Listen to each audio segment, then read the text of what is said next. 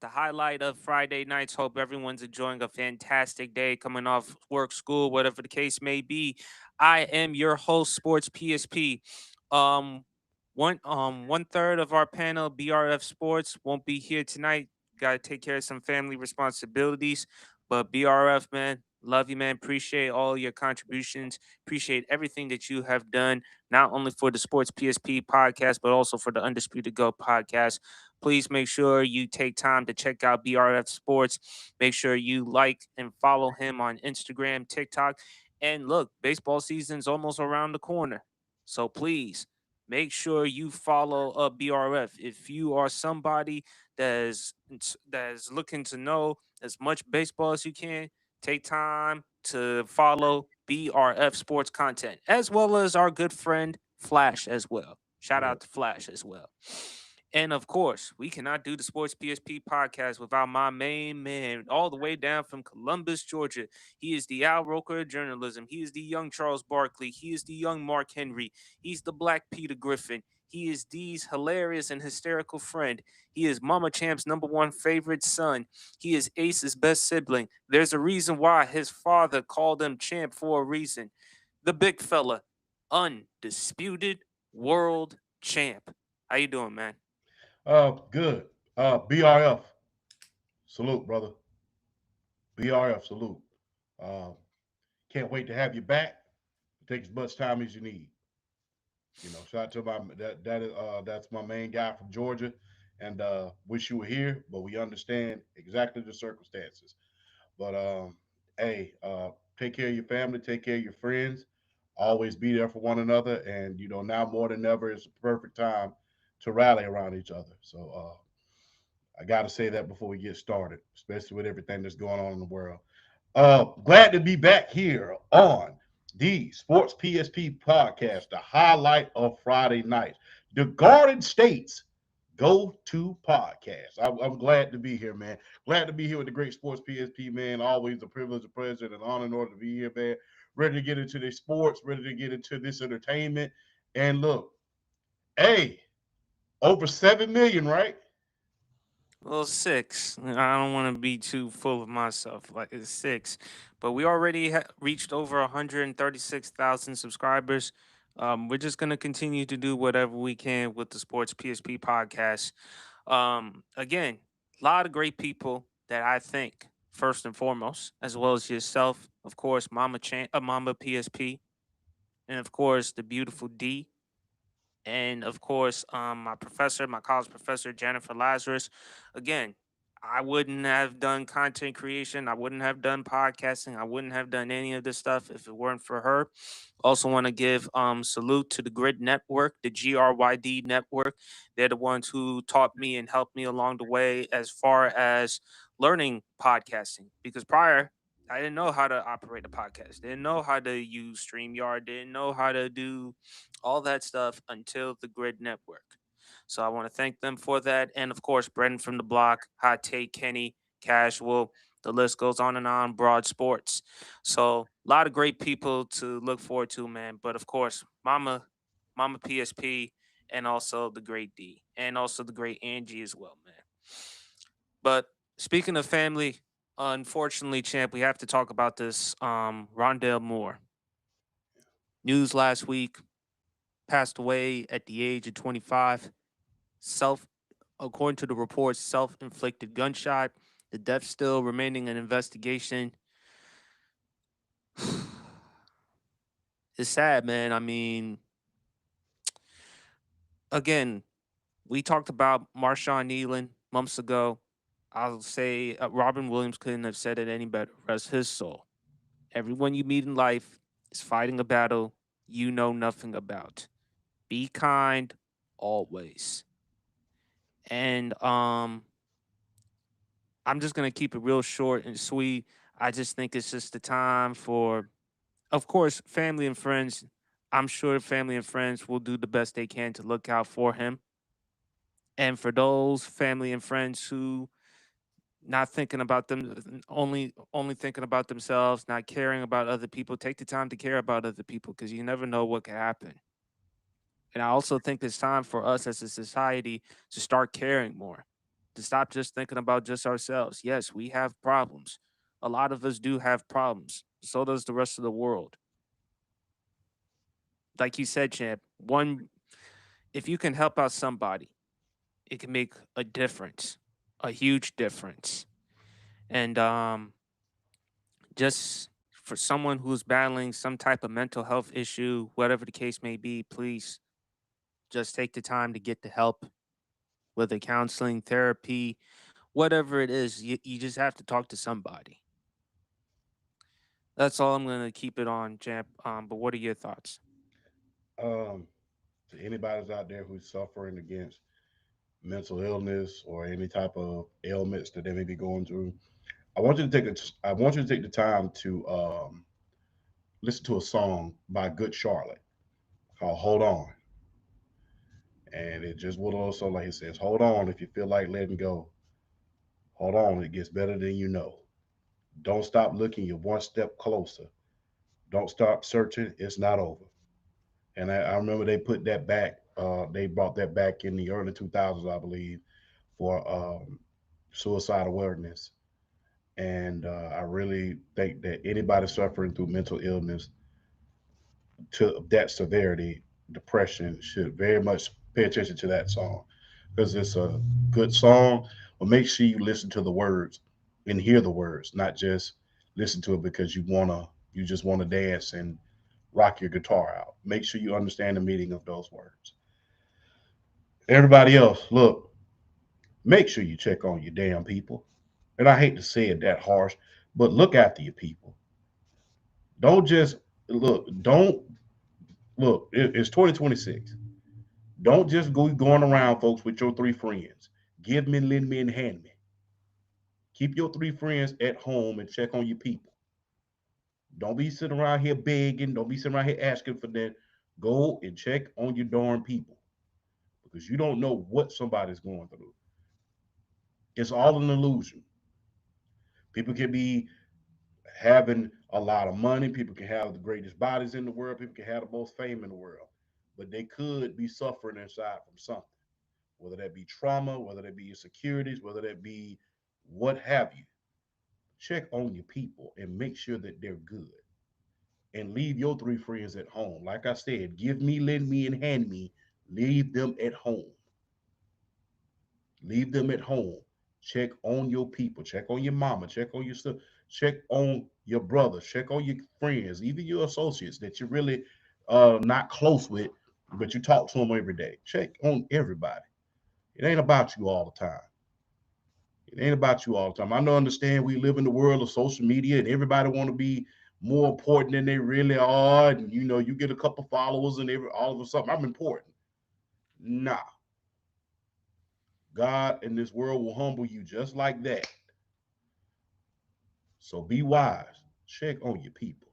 Don't be so self-centered to the point where you lose somebody that you could have had because you didn't pick up that phone. I would rather hear your story at 3 in the morning than go to your funeral at 12 in the afternoon. So check on your people. That's all I have to say. Couldn't agree more, big fella. And I just think it's sad, champ. As you said, 2026, and we're still having these types of conversations about checking on your people. Because we would have thought by now we would have evolved, but we still have an awful lot more work to do. But Rondale Moore, man, 25 years old, hearts and condolences go to his family and friends. I was watching Nightcap with Shannon Sharp and Ocho. Shannon Sharp couldn't have said it any better. You don't know what someone is actually going through something. And before you judge and before you criticize, perhaps you should take the time to talk to them, trying to have a perspective to see what's going on.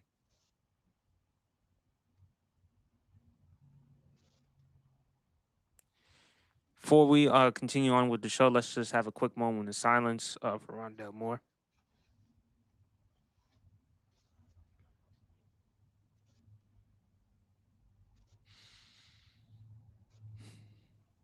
Thank you. Rondale Moore again passed away at the age of 25. Gone way, way too soon. And as always, as Champ and I will always say, man, check on your people, talk to somebody. If you're dealing with a mental illness, if you're dealing with anything, anybody, just talk to somebody. One of the good reasons why I love talking to Champ, why I love talking to so many people, especially one of our good friends on the chat, Champ Kia. I love talking to Kia all the time about whatever's going on in my life. Same thing with D, same thing with you and a lot of other people. So just check on your friends, check on your people, because nothing is ever promised. And like Martin Lawrence, as the great Martin Lawrence said, ride this motherfucker till the wheels fall off. Yeah. And if your friends are suffering, take them some water. Don't take them no vodka. That's playing with fire. So Nah, just check on your people. yeah, That's all you can do, man. But big fella, because thank you for allowing me to take the time to address that. But of course, the show must always go on. Big fella, NBA MVP. You know, we talk about Shea Gilgis Alexander, Nikola Jokic, but I think we should really have more of a conversation for Cade Cunningham to win the league MVP. Do I think he'll win it? No. Right now, if you actually look at it, Shea is the leading candidate for the MVP. But there is a chance, though, that Cade could win it because remember the NBA, the rule, the 65 games. yes, Jokic, he can miss like one more game. Shea has like six more games left. If you look at Cade Cunningham and the type of season that he is having the past two seasons, I mean, because remember, I remember we did a start bench and cut with Cade Cunningham, LaMelo Ball, Tyrese Halliburton. hmm And I don't believe I believe I cut I put Kate Cunningham as far as cut at that particular time because of how Tyrese was doing and how much potential I thought LaMelo had. And LaMelo Ball, to his credit, the Charlotte Hornets, they've been playing well so far. Con Canupo, if it weren't for Cooper Flag, Con Canupo could win Rookie of the Year. Matter of fact, he has the rookie record for the most threes. So when I look at Kate Cunningham, the improvement, Detroit right now, they have the number one seed in the Eastern Conference. They've beaten the New York Knicks like what, three times this season? absolutely. Now, unfortunately for Cade, he came off a disappointing performance against the Spurs, but against the Oklahoma City Thunder, 29 points, 13 assists. Um, you look at him this season, averaging 25.4 points per game, 5.7 rebounds, 9.8 assists. He's second in assists, only behind Nikola Jokic. I think Kate Cunningham, Detroit, could really actually make some noise and compete in the Eastern Conference Finals. You know, there's all this talk about New York, and of course, we got to wait and see what's going to happen with Boston. Eventually, if Jason Tatum is going to come back, I think for Boston, they should sit Tatum for the remainder of the season. Yes, absolutely. Sit But down. when I look at Cade Cunningham, the improvement this season, if Cade Cunningham wins the league MVP, I wouldn't be mad at it because it may not be the spectacular numbers like Jokic and Shea has been putting, but his impact, his value, what he means to the team, and how much of a leadership role he has taken. I think that he has a chance. And if Shea and Jokic continuously miss games, because again, you have to factor the 65 game rule, I think there may be more of a reason for Cade to win it. Do I think Cade will win the MVP? No, I think for right now, you probably go with Shea. I would put, and then we can't ignore Wemby. Wemby, I think he has to miss at least three more games in order for him not to be eligible for the MVP. But hmm who do you have your MVP right now? I have Shea right now. I would say Cade Cunningham. I think his MVP candidacy is the best story in the NBA because think about where they were just 2 years ago. Yes, and not only They were that, champ. terrible. Not only that, he becomes the first American to win the MVP since Harden back in 2017. Yes, indeed. No, his story it would be a lot more intriguing for everybody. I know that Shea, trying to go back to back, trying to the beginning of a dynasty, coming from Seattle to OKC. I know And that's now a big he's back, story. and now he's back tonight against the Nuggets.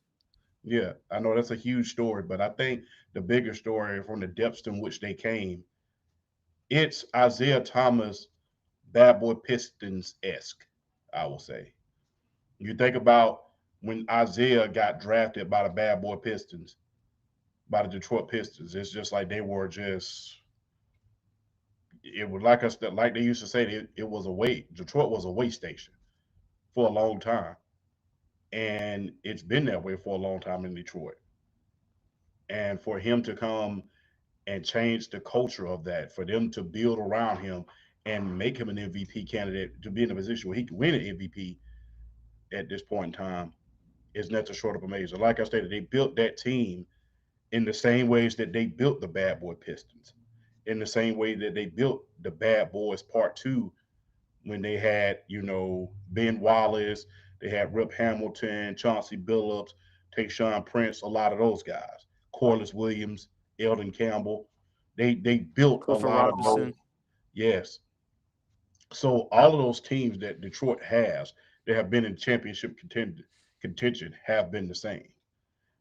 And so I think the most intriguing story of the MVP candidacy is Cade Cunningham. Like I stated, from the depths in which they came, because they were at the pit of obscurity under Monty Williams and the Detroit Pistons at one point. And like you And stated, I yeah, think you no, brought this up last week. We both brought this up last week about the start bench cut that we had. So yeah, I think it's time for a revisit at a later time, especially considering where each one of those prospective players are at their career. But I will say this, and I hate to say this, but watch out for. Oh man, I hate this. I hate saying this what? because it's Boston. You know how I feel about Boston. I hate the Celtics, but I think LeBron's kind of right. I think you need to start looking at Jalen Brown as an MVP candidate, as the dark horse MVP candidate. Really, to be honest with you, if you really want me to be honest with you, a lot of people, although this team is good, they expected them to kind of be straggling a little bit. They expected them to be straggling, especially when you didn't have Jason Tatum. And Jalen Brown has definitely taken over this team. And the only reason why I believe that he is not being considered as an MVP candidate at this point is he's not the ideal face of the NBA. And when I say that, I'm not talking about the R card for people who are going to take the easy way out. He has that Kareem type feel to him. He's an activist. He has his own shoe. He's not with the big brands, and he's very very stoic. Remember USA. Remember USA. Remember how he wasn't elected to play for Team USA, Yes, even though he won the Finals MVP. But absolutely. so they're gonna factor that. But again, they'll probably look at, well, they brought in Derek White, and supposedly because of role scheme or whatever. But I'm actually kind of shocked. Big fella, a Laker. Whoever thought a Laker fan giving Celtics fan credit, but at the same time, that's why our champ is fair though. But Yeah. yeah, Jalen Brown deserves more consideration for the MVP champ because these types of numbers without Jason Tatum, how Hmm. would the team be with Jalen Brown as the number one option? Hey, he's proving it right now. And right now, if I'm looking at his numbers, I was bringing them up just a couple seconds ago. His numbers are 29. He's fourth in the league in scoring, 33rd in rebounding, 31st in assist, and he's shooting 47% from the field. Well, 48% from the field. So Forty-seven he's point good. nine. Yeah, I just rounded up. But Yeah. yeah, thanks for correcting me though. But rounded up a little bit. But yeah, I think he's definitely because they're the number two seed in the East right about now without his co-star Jason Tatum. So That yeah, tells you something. Yeah, considering the fact that it was supposed to be New York prior to the season to win the East, yeah, considering how Indiana took a step back, losing Miles Turner, losing Tyrese Halliburton. Detroit has taken a huge step up compared to last year. And you look at Boston, they moved on from Porzingis. They also moved on from Big Al. yeah. So I like what I'm seeing from this team. And they also they moved on from Anthony Simmons. They brought in Vucevic, who I like. For even though I'm a Chicago Bulls dude, but I love Vucevic because he's a guy that can give you a good double and double. He's a guy that can give you a nice 18, 20, and 12. He can do that for you. But it's going to be interesting with the East. I mean, Detroit and plus Cleveland with the James Harden trade. Because before the thumb fracture, Harden, they were on a winning streak. They were like 5-0 at one point. And then with Absolutely. the 76ers, Tyrese Maxey hitting Edgecombe, that's going to be an exciting backcourt. The thing is, with Embiid, with his durability, I like the coach Nick Nurse, but it depends on what we're going to see from Joel Embiid, though. And then also, too, because you were at that Atlanta Hawks game, ATL is only ninth in the East. So we can't wait to see what they're going to do in that play-in tournament. And by the way, I don't know for most improved player. Is they're definitely going to throw in Kate Cunningham into the conversation.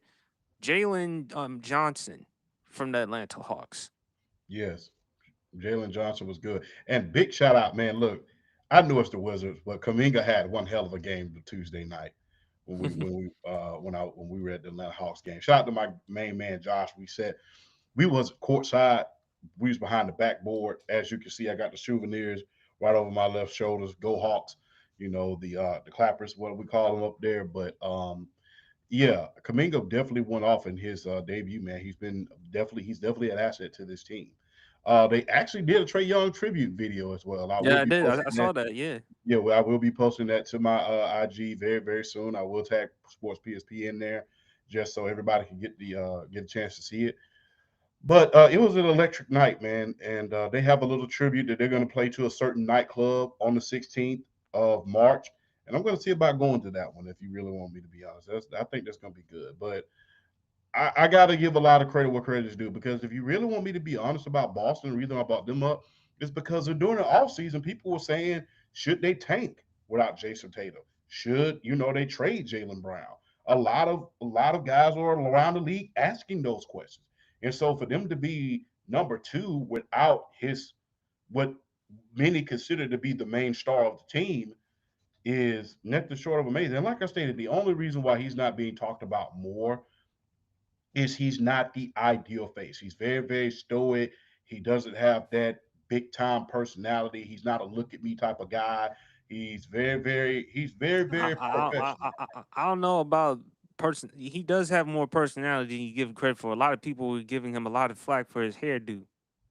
I mean, that's not personality. That's just being foolish. But you need Well, you. that does you sell something. yeah, That does I kind mean, of you sell you something. you rub you rubbing that damn magic marker uh that you write on the blackboard with out your damn head. I don't know if how's that personality. It's just that's just being foolish or you not paying the right barber. But It for works for him because at the end of the day, I'm still averaging almost 30 a game. So I don't know what to say about that. I mean, hell, if you can spray that shit on your head and you can still average 30 pounds, gee, I don't want you around here looking like Carlos Boozer back when he was. I'm just being honest with you. Like I said, I don't want you with that magic marker tape. That is foolish. But I really think that he should get a lot more consideration for it. Like I stated, because everybody was asking, should they blow it all up since Jason Tatum's not going to be back? Everybody was saying that. Let's just not pretend. Not you, PSP, but I'm talking about the rest of the world. Let's not pretend that people were not saying that. Should they blow it up? Should they trade Jalen Brown? Is the season over? Is it over before it even starts? Everybody would look. Everybody automatically assumed that this was the year of New York City. Everybody just automatically assumed no Jason Tatum, no Tyrese Halliburton. everybody just automatically assumed this was going to be the year of New York, and unfortunately, the Big Apple's getting a little rotten right about now. So it just remains to see what's going to happen. And plus, there was also trade reports about Cat, whether Carl Anthony Towns was going to be traded. Yeah, So anything could happen. But my thing is, I'm happy for Boston for them not to tank because you look at this draft class. I hate that you brought up Carlos Boozer, champ, because his son Cam damn. Boozer, averaging around 22 and 10. Of course, there's AJ Dibanasta and Darren Peterson, even though he's caught a lot of flack for load management, sitting down in games. But when you look at his size, 6'6", 205, guy can shoot the ball, athletic. This is going to be a really exciting draft class. And of course, that point guard from Arkansas, that dude can get buckets. So I think, but as far as with the MVP, I'm going to go with Shea for now. But I would love to but I'm going to put Cade second and I'll put Jokic third. I can understand somebody putting Jokic second because he is averaging a triple double. Yeah, I mean, triple double. I remember averaging a triple double was something out of the ordinary, but I'm gonna just be real. Him averaging a triple double and it just becoming a norm. You got to think one man and one man only. That's Russell Westbrook. People can say whatever they want to, but he made a triple double seem like it was normal. And I understand that, people are going to say, look at his size, but, before Russell Westbrook in modern time, averaging a triple double was something, you know, hey, but thank Russell Westbrook for making it seem like the norm. And shout out to Jokic for, I think doing it Jokic has like this. perfected it, champ. Yeah, that's what I was about to say.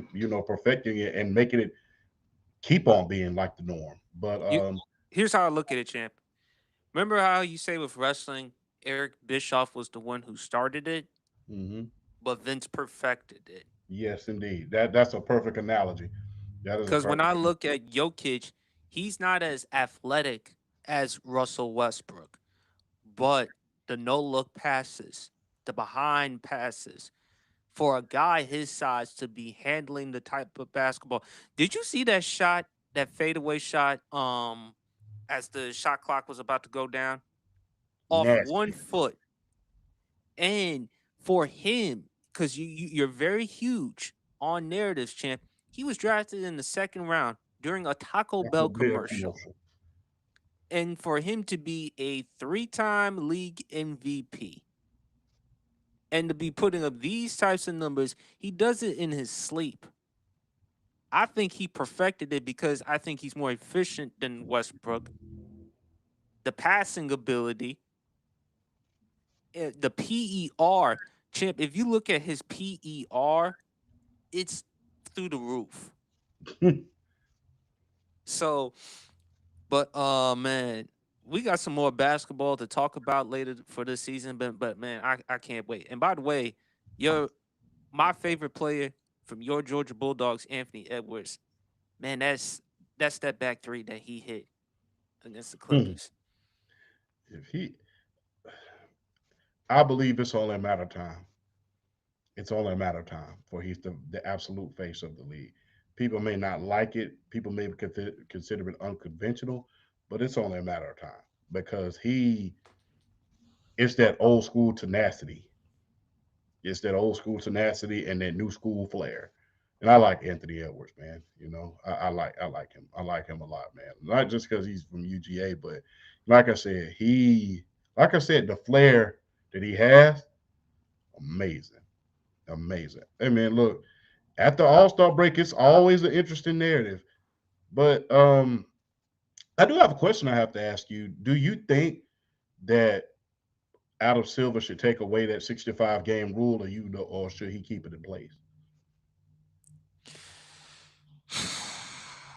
Keep it because I think it'll probably give players more of a reason to actually compete. So for to validate their cases, players can say whatever they want. Everyone wants validation. Everybody wants validation because They may say I don't care about winning the MVP. I may care more about winning a championship. But again, not saying that an MVP is like a championship, but it is validation to prove how valuable you are. I think they should keep it. Gives players more of a reason to play. I think it should be there. What's your thoughts? I think it should because Because again, a lot of players they tank, with the load management and stuff like that, and it infuriates us fans because again, we spend our hard-earned money just to watch them play, but they ain't playing. yeah, I agree wholeheartedly. 65. 65. I think that after a while, if he said the 65 game isn't working, he could possibly lower it to 60. I wouldn't go any lower than that. But 65 game, I think that's reasonable. You got that's that's 17 games you could miss.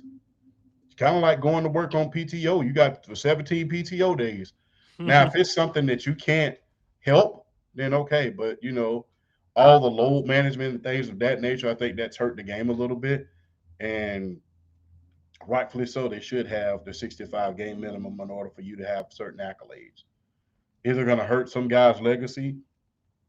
If you're good, if you're great, it won't, because you'll just be able to bounce back the very, very next year. And the eye test is everything. The eye test is everything. It's becoming more about the eye test and less about the accomplishments in the eyes of the Hall of Fame, the eyes of fans, and things of that nature, especially in basketball, because they're understanding what's happening as far as with the 65 game minimum. It's becoming more and more important. But I think they should keep it that way. Hey, look, you want these awards?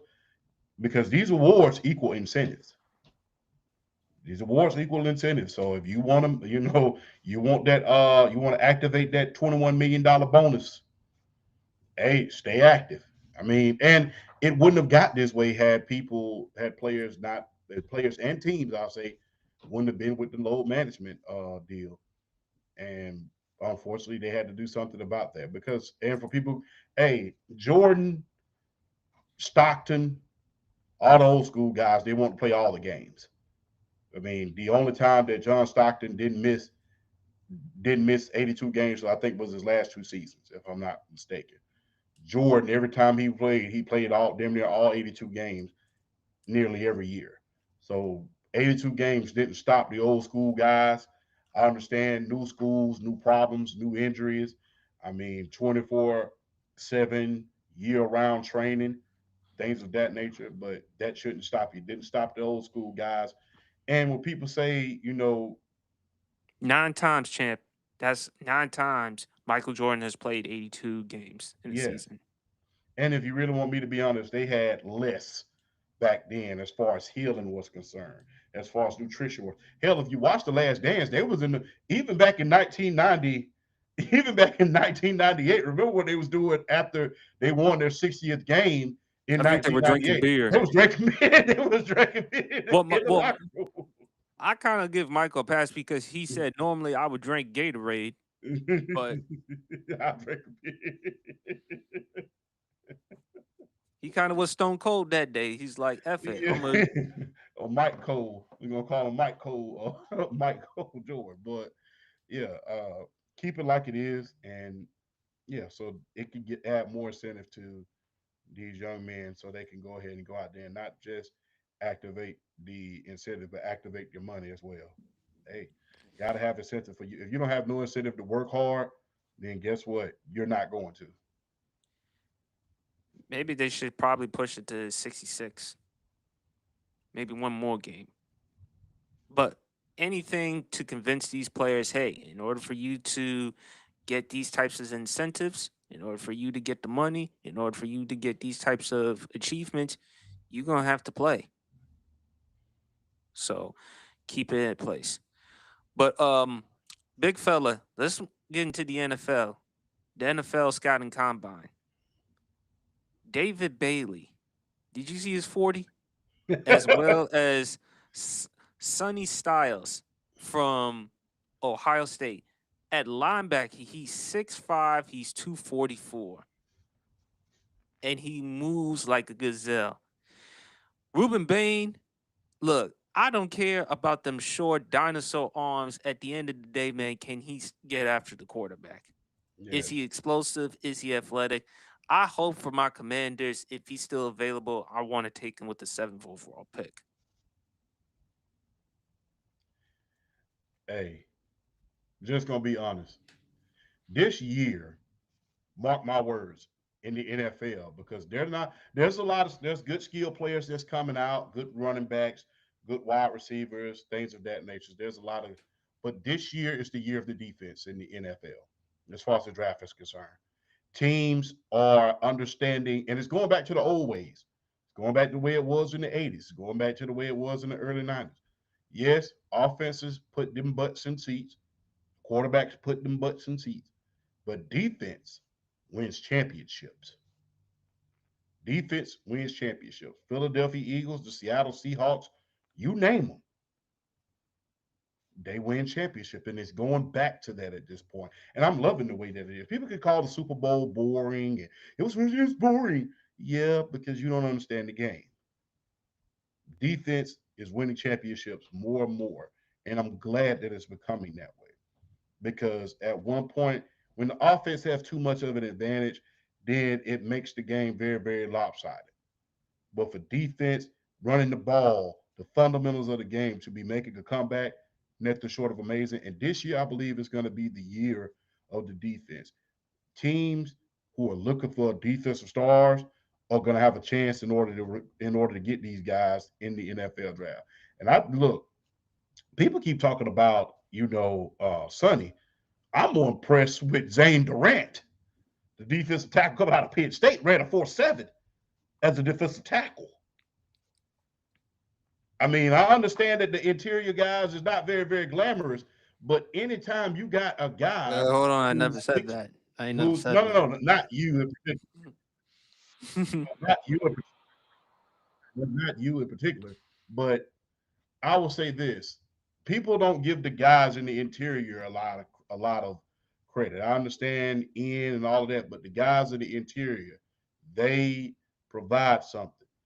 You don't believe that? Look at John Randall, Warren Sapp, the greatest, arguably the greatest defensive tackle of all time, Aaron Donald. Look at those guys. I mean, it's not very glamorous, but they can get the job done. And I think Zane Durant is one of those guys who's going to be able to get the job done. Yes, I was impressed by Sonny and his brother, by the way, who ran I think it was a 4.32, and I was impressed by both of them. But Durant at 6'1", 290 pounds, 4.7, amazing. Like I stated, this is going to be the year of the defense. We've went through much like the NBA did with the wide open offense of teams just jacking up threes all over the place. We went through the stage where wide open offense, whoever had the most offense was winning the Super Bowl. We went through that phase for a very, very long time. And it was a good phase, very, very entertaining, very, very cool, very, very fun to watch. But now, we're much like the NBA is back for playing the game inside out and not the outside in. We're back to the basics of the NFL: running the ball, great defense, good quarterback play. You have your good quarterbacks in the game, but guess what? We understand now more than ever, but that the great ones are few and far in between. You can't have a serviceable one or how Cam Newton says a game manager and still win yourself a Super Bowl. And like I stated, defense is winning championships. And I really believe that these young men that are coming out on the defensive side of the ball, this NFL draft, they're going to be the cornerstone of a defense that's going to win a championship. And guess what? We may very well see something that we've only seen quite a few times, and that's a defensive player being taken number one overall. We saw it with Miles Garrett. We saw it with Andre Bruce. We saw it with I think it was Trayvon Walker coming out of Georgia. Uh, I don't think I said his name correctly. I apologize. Who? That guy who got drafted by Jacksonville, number one overall. Hold on. 2022? Yeah, Trayvon Walker, I think. Trayvon Walker. Yes, I got his name right. I From just your was not. Bulldogs. Yeah, my Bulldog. So we've only seen that happen a few times. But if we see that happen again this year, and I could definitely see that happening again this year, I think that will be a true changing of the guard as far as, you know, submitting the fact that defense is winning championships and defense mattering more and more now. Like I stated, it's not the defense didn't matter, I will say. It's just that we got so used to seeing these wide open offense just chucking the ball up and down the field, or how do you say taking the top off, and how I say airing it out like a ceiling fan. We're seeing more and more defense now. We're seeing more and more the importance of great pass rushers. We're seeing more and more the importance of great interior run stuff in defensive line and the back end, the safeties high. We're seeing that being more and more important now. But So doesn't that validate your reason why you always say quarterback cannot throw on his back? Doesn't that give extra validation to the offensive line why it's the most valuable position in football? I was just about to get into that. I said, if you're gonna, because I was gonna say, with all of these great defensive linemen and the guys running damn near a 4-4, 4-2, 4-5, you better damn well have yourself a great offensive tackle that's going to be able to keep these guys off your quarterback. But because like I always say, quarterback can't throw on his back.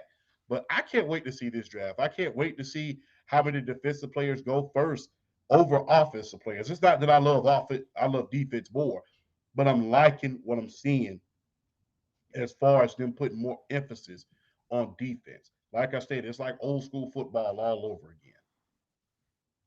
Sonny Styles, man, I hope like I said before, champ, Washington, they have the seventh overall pick. They have to get themselves a pass rusher or a lineman. And if they're not going to get any of them, I would like to see them get the DB from LSU Yeah. because they have to take into a direction with the defense with a pass rusher or a DB. I disagree with you with the Raiders. I believe they're going to draft Mendoza with the number one overall pick, which you've often said you don't want him to go number one overall, not because you don't believe in Mendoza's ability, but the Raiders. But I did mention to you, Champ, the amount of money in cap space that they have. So, what are they going to do with Mendoza? And plus, it's not too often they're going to find themselves a quarterback. So they better get it right. Yep. Also, I really believe this. We may very well see the Miami Hurricanes record broken this year in the NFL draft. Remember, the record for most first round picks in the first round for any school is five first rounders. We may very well see that broken because right now they have the Ohio State University. Let me show some respect.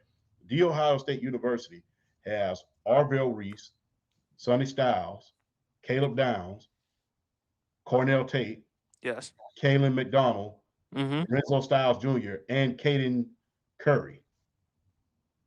Those are guys that definitely have a chance to go in the first round. I know they have Caden Curry going in the second, maybe the third round. Atlanta, please watch him, by the way.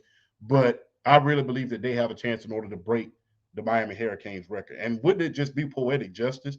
The very teams that was responsible for the downfall of the Hurricanes in the first place, that took them years in order to get back. The Ohio State University will be overtaking them as far as most players selected in the first round. They definitely have a chance to do that with all the talent Coming that from they the have. same team in which Miami did beat them in the college football playoffs this year. Exactly. That is, you cannot write the script better than this. But the Ohio State University, man, they are definitely doing their thing, man. They're definitely doing their thing. I can't wait to see what they have next year. As we all know, Chris Henry Jr. is going to the Ohio State as well. Shout out to Pac-Man and the late great Chris Henry Sr. Yes. And also, too, Jeremiah Smith, who's going to be the He's number special. one wide receiver in that 2027 draft. He is special, isn't he? He's He special. is. He is, man. Um, let's talk about Anthony Richardson, big fella. It's been reported that the Colts gave him permission to seek a trade. Look, you and I, we've seen a lot of Anthony Richardson in college, going back to his days in Florida. Neither of us were fans of Anthony Richardson, the passer. We knew he had talent. We knew he had a big arm. We knew he was a freakish athlete, but as a passer, wasn't there. And then look, in Indianapolis, I think the mistake that the Colts made with him was that they made him starter.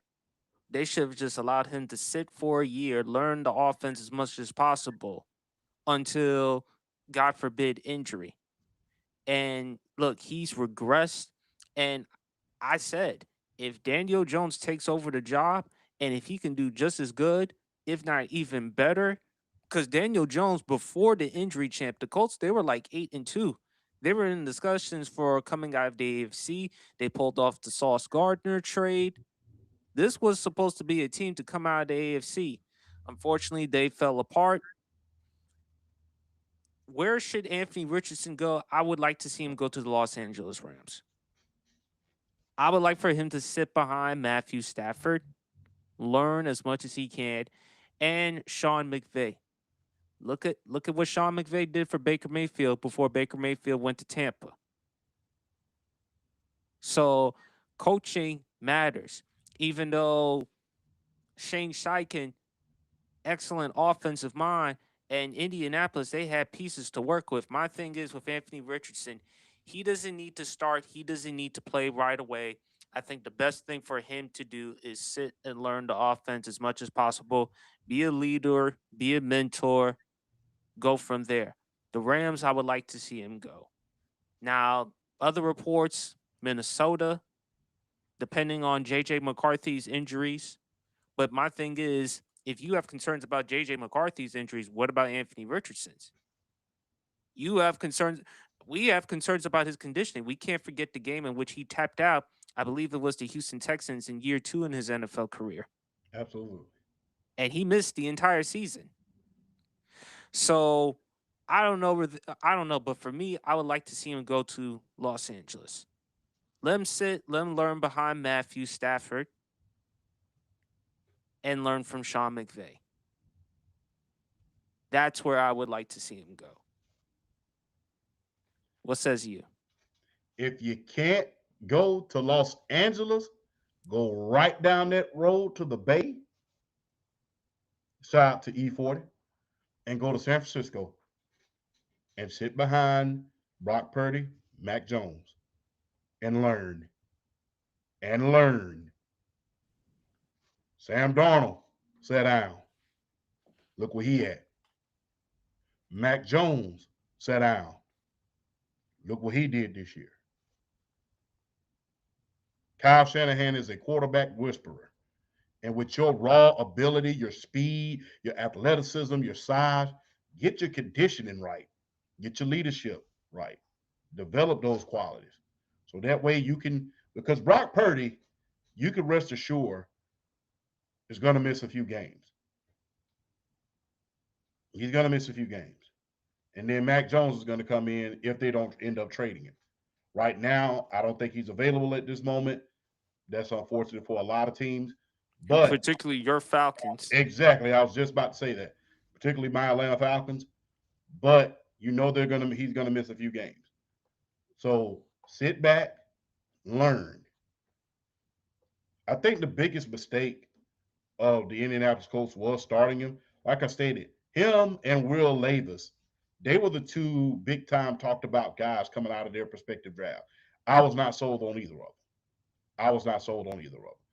And it wasn't because of Anthony Richardson as far as him being a passer. He was just too raw. Not every running quarterback that comes out of college with a lot of athleticism and a rocket arm is Lamar Jackson. And even when you look at Lamar Jackson, he went to an offensive coach. He went to a system where they had a drop back quarterback. He could learn. They had the offensive pieces so that he could succeed. They sat him. They didn't come in right away and say, Lamar Jackson, here's this playbook. Here's our defense. Here's our offense. Go out here and win 3 MVPs.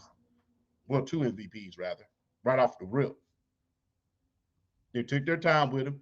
They developed him. Joe Flacco was in front of him. When it was time for him to go in, he was ready.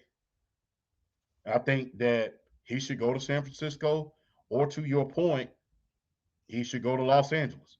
Either one of those two teams, I'm going straight there because I'm looking at Sam Darnold and I'm saying, look what happened with him. I'm looking at Baker Mayfield and I'm saying, look what happened with him. I'm looking at what's going on with Mac Jones and the fact that he has a chance to start after next year when he's no longer on the contract with the Bay. Those are the poster boys of what coaching in California can do for you. So if I'm Anthony Richardson, I'm not worried about a trade. No team trades for me. Fine. I'm going. I'm calling Sean McVay and say, look, I will come in for a song. You can pay me league minimum, 1.5. I don't care. I want to come in and I want to learn. I want to be, and I will be enthusiastic about it. I will be in that. I will be in that study room every single day with Sean McVay, or if he goes to the Bay, Kyle Shanahan. I'll be in there every single day trying to digest and suck up all of this information that I possibly can. Pause. So that's what I would do. Maneuver your way to Los Angeles or maneuver your way to the Bay. And look, who doesn't want to be in Los Angeles? Who doesn't want to be in San Francisco? Both real glamour cities you can have a good time at, but you're not there to have a good time. You're there to work yourself, work your tail off so you can get back into a position in order to be a Lamar Jackson-esque quarterback. Because you have the potential, you have the speed, you have the power. What's lacking is fundamentals, mechanics, accuracy. That's what's lacking at this point.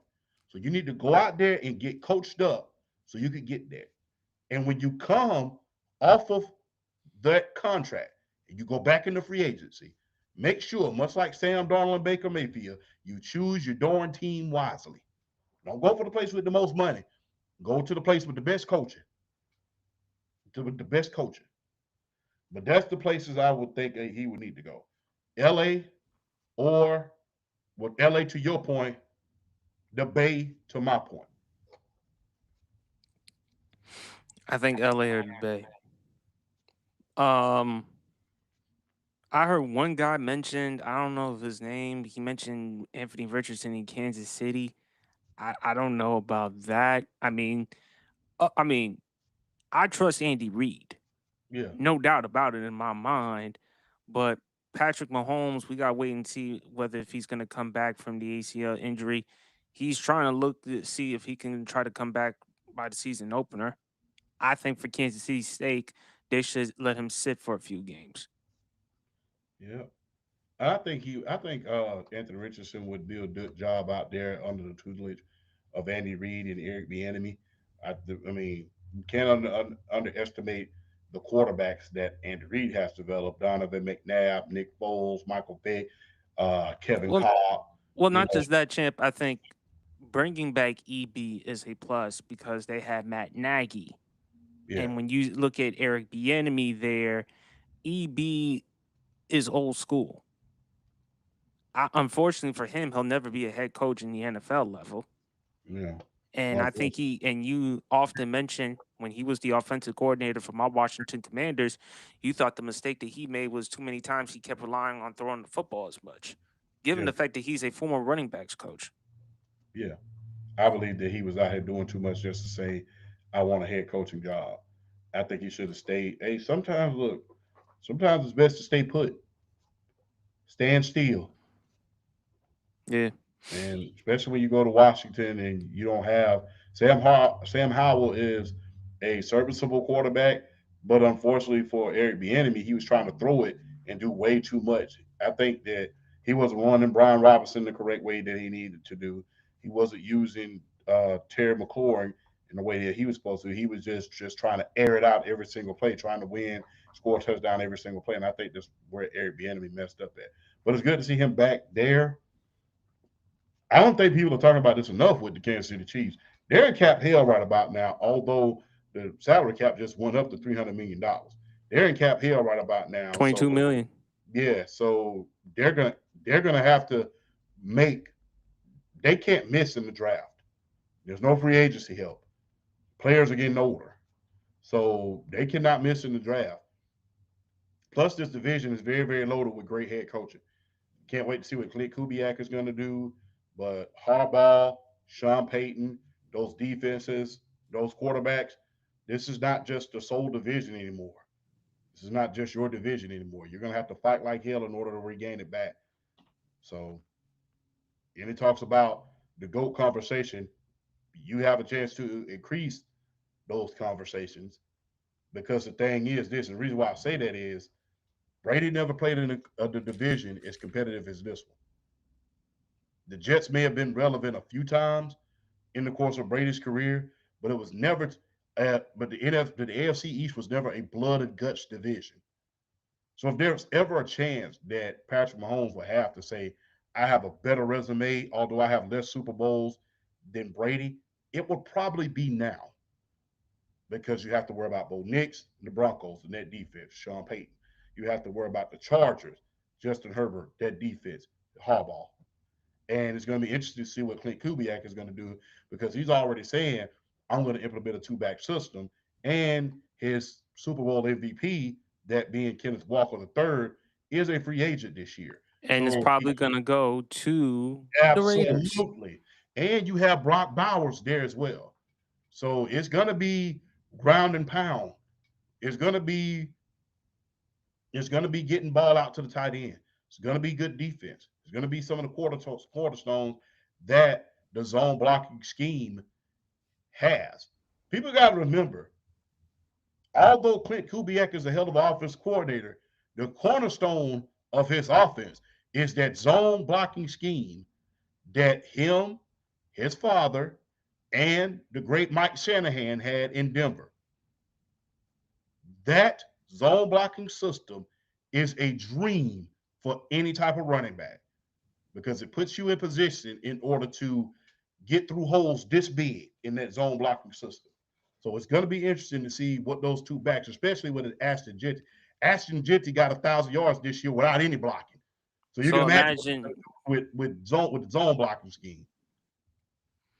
I think for me, champ, Anthony Richardson should just go to the place that has the right type of structure. And I think Los Angeles could do it. I mean San Francisco, yes, but again, he'll probably be at best QB3, Yeah.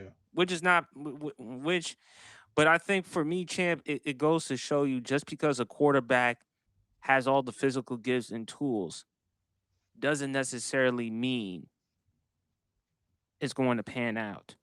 There has to be other components that come along with it at that position. Yes, indeed. But let's continue on with football. Let's continue on with the scouting combine because the Jets they're gonna have to make a decision. I believe they should go in a defensive direction. I felt bad for Aaron Glenn because you saw him falling asleep.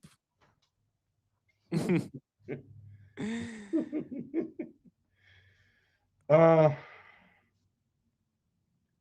I don't know. Like I said, Jets. I I asked don't this know. question because again, I live in the East Coast, and Jets fans ask me all the time what they should do, what they should do. They wish they would had the number one overall pick and draft Mendoza. Well, you have the number two overall pick, so either you gonna go with a defensive player or you gonna go into a different direction and draft Ty Simpson from Alabama. I think you should just go with defense. Given the fact that you've let go of some of your top defensive players, you let go of Quinn Williams, Sauce Gardner's no longer there anymore. You just traded Jermaine Johnson to the Tennessee Titans in exchange for Tivandre Sweat. So I think you need to improve on the defense. If there's any opportunity that they would have in order to get there, in order to get themselves together, it will probably be this year. They got two first round picks this year. You got the number two pick overall and the 16th pick overall. I'm not going quarterback at this point in time. I'm waiting until next year. I'm not finna go quarterback this year if I'm the New York. Excuse me. I'm not going that route. I don't have the offensive line yet. If I'm going to go anything, I'm going to go either defense or I'm going to go offensive line, and that's just the bottom Or line. cornerback. What's that? Cornerback. You couldn't. Or cornerback in order to replace Sauce Gardner. But I'm not going to go the route of look. I've done that twice already. I did it with Sam Darnold. I did it with Zach Wilson, and before Sam Darnold, I did it with uh, Geno Smith. I'm not going to keep repeating the same mistakes. It's time for me to go in another direction. I have two first round picks, two second round picks, a fourth round pick, two fifth round picks, and a sixth and two seventh round picks. So I have that at my disposal. So if I'm them, I'm doing my best in order to draft very, very carefully. Because if there's any opportunity that you have in order to rebuild a team, it's this: two firsts, two seconds, and you're picking in the top 16 for each round, for each of those rounds. So you have an opportunity in order to do some things. Unfortunately for you, I'm looking it up right about now. Let me see about the salary cap for the New York Jets. Unfortunately for the Jets at this point, let me see. I don't think they have too much salary cap. Well, yes, they do. You got 87 million in cap space. Got 87 million in cap space. So, I mean, you have an opportunity. You got all of those picks, and you have cap space. So, what you gonna do with it now? Because the salary cap just went up by 22 million. So, you have over 80 million in cap space, and you have all of those first round picks. I don't know what you're gonna do at this point because your rap sheet just does not impress me. It's just like every time that there's never been any more chances that that team has had in order to improve, and they just haven't. It's been just bonehead pick after bonehead pick after bonehead pick, and unfortunately for the Jets and the owner and the front office, this is do or die this year. You've gotten rid of a lot of your great players, and now you have all of these picks. You have a great defensive draft coming out. These next 2 years, the line of demarcation. You got cap space. You got all of these picks, first and second rounders. Depending on how you scout, you can get some steals late in the draft. It's do or die at this point. I just don't have no faith in the Jets. If this were, let's say, if this were the 49ers with these picks and this kind of cap space, I will say they finna do it up. If it were the Rams, I'll say they about to do it up. Hell, if it were even the New England Patriots with all of these picks and all this draft and all this cap space, I would say they about to do it up. Unfortunately, it's the Jets, and when your leader of your team is falling asleep at the combine, a bad look. I just don't have no faith in them. It's like, Well, it's already been bad luck with the Jets. I mean, let's not forget Madden ratings. Let's not forget that. Let's not forget what they did with Adam Gase by bringing in Adam Gase. I mean, during Sam Darnold's time, seeing ghosts. Remember yeah, that? So yeah, we can't disregard all of that with the New York Jets, but it just seems like for me with the Jets, they just can't help themselves. They're the they're the bigger market they're the big market Cleveland Browns.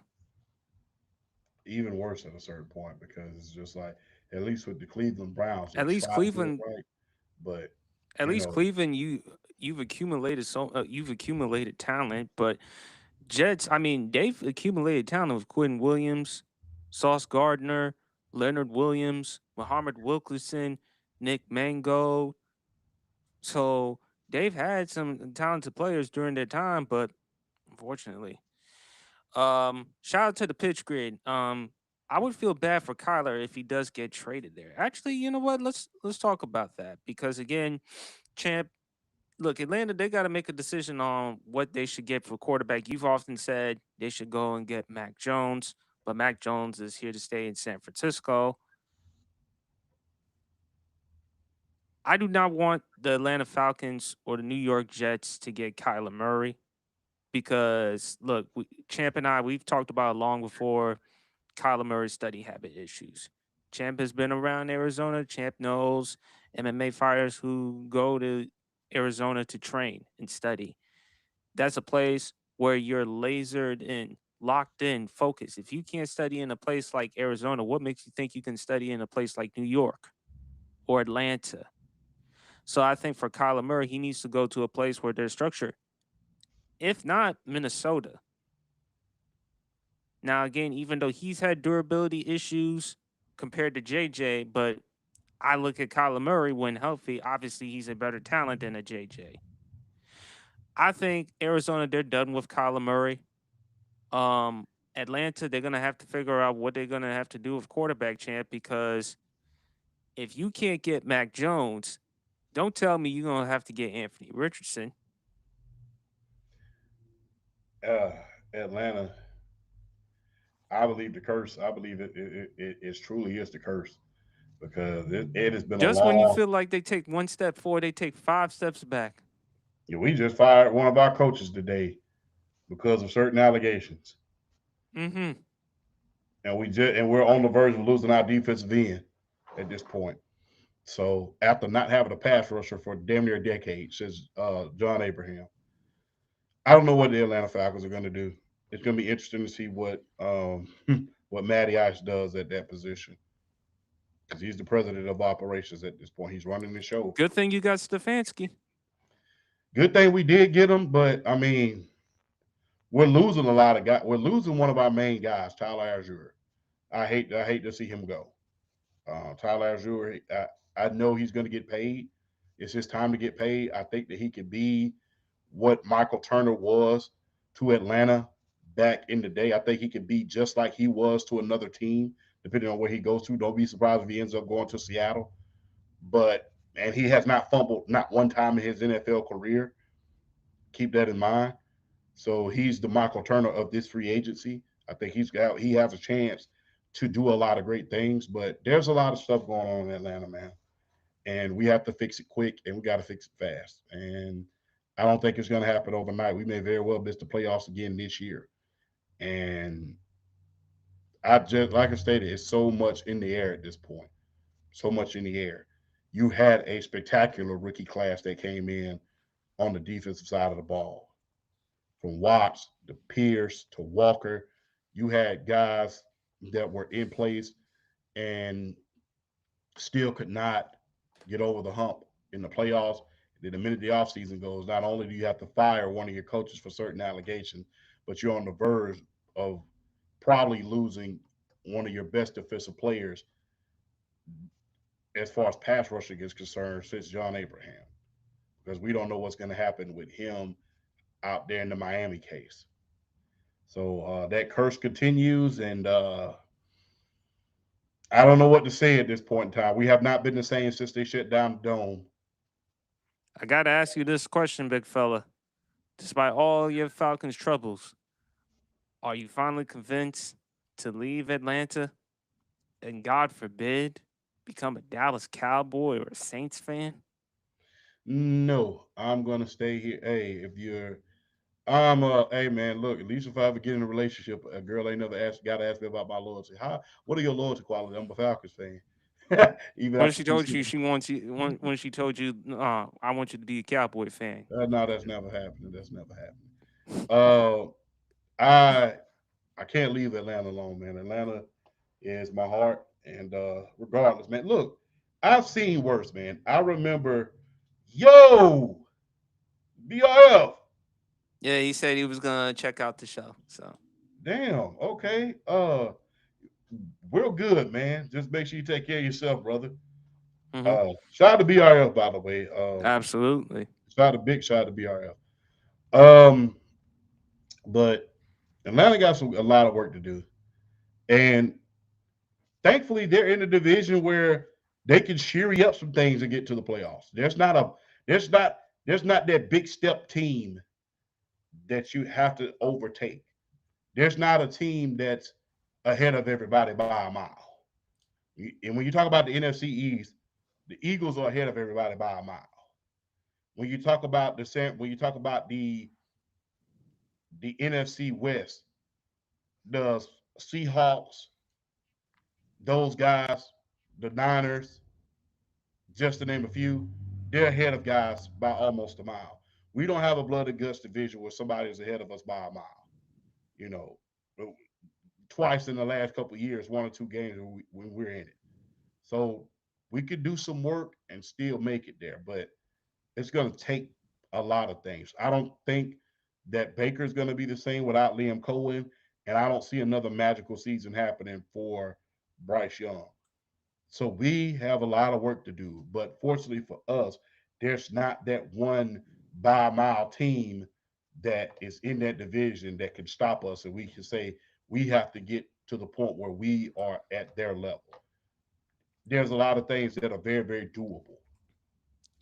But the problem is, champ, you run into your own problems, and that's the thing. I believe Bryce Young can get even better because now he has coaching. Finally, Dave Tepper under his stewardship. Finally, they were able to make the playoffs. We talked about him as one of the worst owners in football Mm-hmm. because he was the guy who took over for Jerry Richardson after Jerry Richardson's passed. Then you look at the New Orleans Saints, Tyler Shue, okay. And then you look at Tampa Bay early on in the season, Baker Mayfield was looking like an MVP candidate, but then injuries came along the way. I think had not injuries played a role too, champ, but I think for Atlanta, y'all have talent. Talent has never been the issue with y'all. It's just that coaching. Well, Kevin Stefanski's there. You and BRF have brought up the fact that Kevin Stefanski won Coach of the Year back in 2023. Okay. So he struggled in Cleveland, and that was because of the talent around him. In Atlanta, there should be no excuse for you not to maximize with this type of talent. Kyle Pitts Absolutely. is going to stay. Bijan Robinson, unfortunately, Tyler Algier. But the good thing is with the draft champ, running backs ain't that hard to find. Drake London has established himself as a top 10 receiver. Michael Penix Jr., his problem has been durabilities. Now, unfortunately, you're going to have to get yourself another defensive end because with James Pierce Jr., I think it's time for you to move on. I think for Atlanta, you don't want to deal with that PR nightmare because we talked about Atlanta. You know, if what Ray Rice went through, and again, Ray Rice in Baltimore, which is a predominant black city, what do you think in Atlanta? Yep. And I think they set the tone today by firing that coach. Yeah, I think they set the tone today. And I think they made one hell of an example today by firing that coach that was on our staff with those allegations. And I think they set the tone. I couldn't be more proud of my organization, my favorite organization, than that. Because, hey, I understand people are going to say, if it comes to find out that things were wrong and he's exonerated, then that's one thing. But as of right now, there's too much trouble and too many black clouds around the organization. You got the James Pierce situation, and then right after that, you had this situation. So yeah, they did very much the right thing by making sure they fired him today. I mean, and they didn't even let him get out. It was just like, hey, yeah. But thing is, this we don't have a first round pick this year, so it's gonna be interesting to see what happens in the second round. well, We you got better to look hope for and pray that one of these top defensive ends fall into the second round so you can get your hands on them. yeah, and we got to look for diamonds in the rough. But hey, there's been a history of diamonds in the rough. Remember Justin Tuck? Yeah, Yeah, just to name a few guys. Michael So Strahan, Michael Strahan. There's been a lot of guys that have come out in the James late Harrison round. James Harrison. wasn't There's even been a lot drafted. of guys. One even drafted. There's been a history, but we got to go out there and do our homework on it. But I'm glad that they fired that coach today, and I think they set the tone. I think they set the tone, and I shudder to think, excuse me, what's going to happen with James Pierce. I think it's only a matter of time at this point. Well, I think it's easier to move on from the assistant coach because his position compared to James Pierce Jr.'s position. So the value, you see what I'm saying? Mm-hmm. Now, if there's evidence to prove that James Pierce Jr., and again, we talked about the incident last week. Yeah. So I don't know. I think for Atlanta, man, they just got too many problems. Talent is not their issue, but it just seems to me they can't get themselves out of their own way. I mean, like I said, champ, they are like the Southeast version of the Dallas Cowboys. They're not as accomplished of a franchise like the Dallas Cowboys, but just when you feel like something goes right, something goes wrong, and that's them. But speaking about the Dallas Cowboys, they franchise tagged George Pickens. What are your thoughts about that? Oh, good. And go ahead and get a contract done. Don't drag this out. Don't turn this into a circus. You have a chance this year in order to draft a replacement for Michael Parsons at this point in time. And I'm trying to look up the first round picks that they have. Um, so I'm trying to look at the first round picks that they have. You have picks 12 and 20 at this point in time. So you have a chance in order to do some great things this year. George Pickens and Dak Prescott, excuse me, had a hell of a lot of chemistry. And people better be grateful that CD Lamb was injured for quite a few games this year. Otherwise, it would have been they would have lit it up Otherwise, like he would a ruin that chemistry. yeah. Otherwise, it would have lit it up like a ceiling. They would have lit it up. But they got to sure up their defense. They already re-signed Williams. They re-signed him, and so they have the running game. They have the passing game. They have a lot of good things going on the offensive line. What they need to do is sure up their defense, and they have a chance to do it this year in the NFL draft. They've gotten rid of the dead weight as far as Trayvon Diggs and a lot of other those players who got paid and didn't pan out. But Resign now, Javante Williams. yes, and hey, it's time to replenish the pass rushers. And hey, if you can, might want to. You got two first round picks.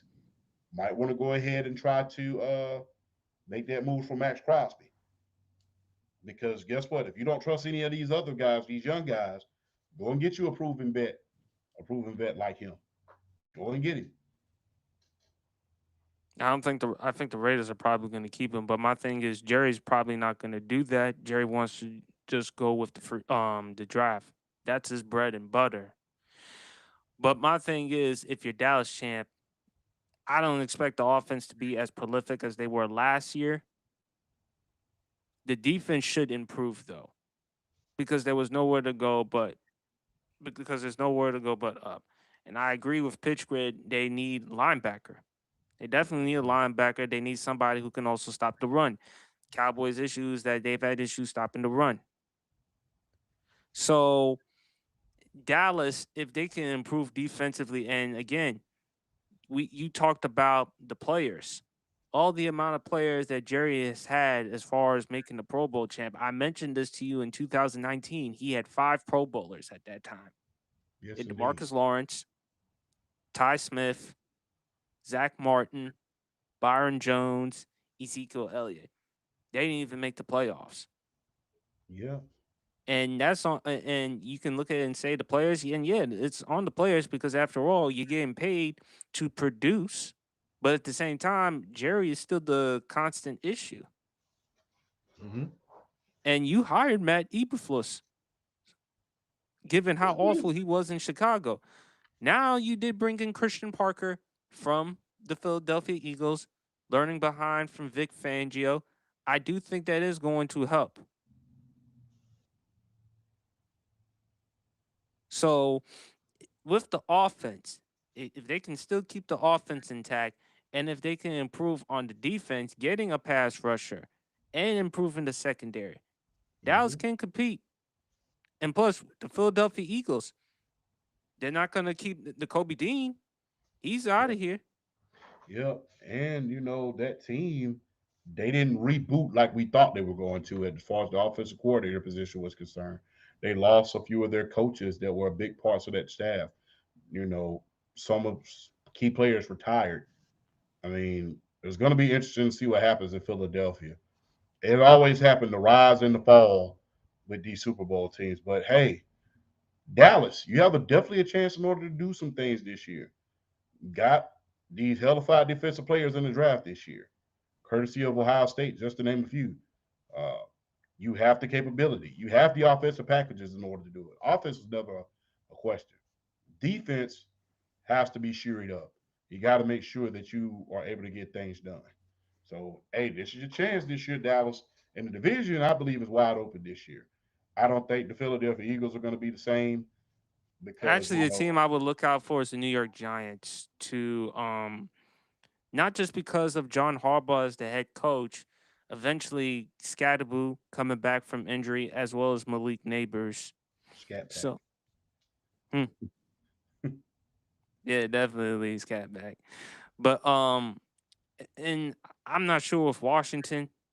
They gotta go with more younger players. Like I said before, you keep saying quarterback cannot throw on his back, but that's the ultimate job for a pass rusher, a defensive lineman to get after the quarterback. Because if you leave the quarterback in the pocket that long like an island, he's gonna pick them apart. Yes, indeed. So, and again, I believe they're gonna do a better job of helping out Jaden Daniels. But like I said, I mean, get you a pass rusher, get you a corner, get you some younger players on this team. But I think the Cowboys, offensively, yeah, champ, but it's going to be hard for them to put up those types of numbers because, again, new season, new expectations. Now, I will say this Brian Schottenheimer, I do like what I saw from him as the head coach. Mm-hmm. I like what I saw from him too. And like I stated, I think, look, if there was ever a chance, it's now. It's now. And I know people are going to say, well, that's the Cowboy expectation. People are going to say, no, on paper, here's your chance. You have two number one receivers. You have the running game. You figured out the running game. You have a good offensive line. Dak did a hell of a good job this year as far as developing chemistry with George Pickens. If you cannot turn this damn thing into a damn circus every chance you get, you will have a great team. Go ahead, get the damn deal done with George Pickens before the draft's out. Go ahead, get that deal done so you can bring all the players back. CD Lamb already said he's already been on record as saying he's willing to give up some of his money in order to get George Pickens signed. That's your sign right there I that say this neighbors, team, pitch grid. neighbors, but that's your sign right there that this team wants to win. They want to win. They're not satisfied with just being America's team, putting butts in those seats and doing all of those other things. They're trying to win. And for CD Lamb to say something like that, in order to say, hey, I'm willing to give up some of my money. And he said on national television, I'm I willing to believe he give up said some it. of my money in order to get George Pickens signed. Get him signed. Don't waste your time like you did with CD Lamb a couple years back. Don't waste your time doing this like you did with Michael Parsons last year. Go ahead if you're gonna do it. Hey, But at the in end the of the great words of day, Flash, either shit or get off the toilet. champ, you know for a fact this is Jerry we are talking about here. And Jerry hasn't changed his ways. And you know Jerry's got a big mouth.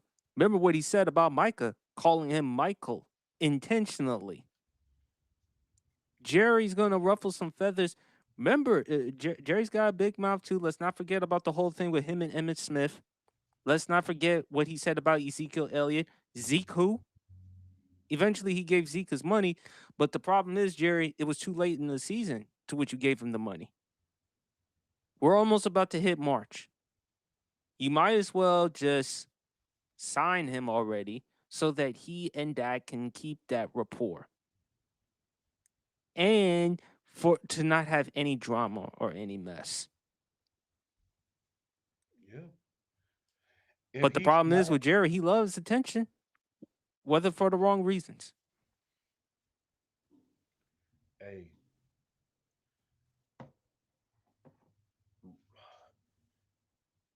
respect is a hell of a lot more of a bigger currency than attention is concerned.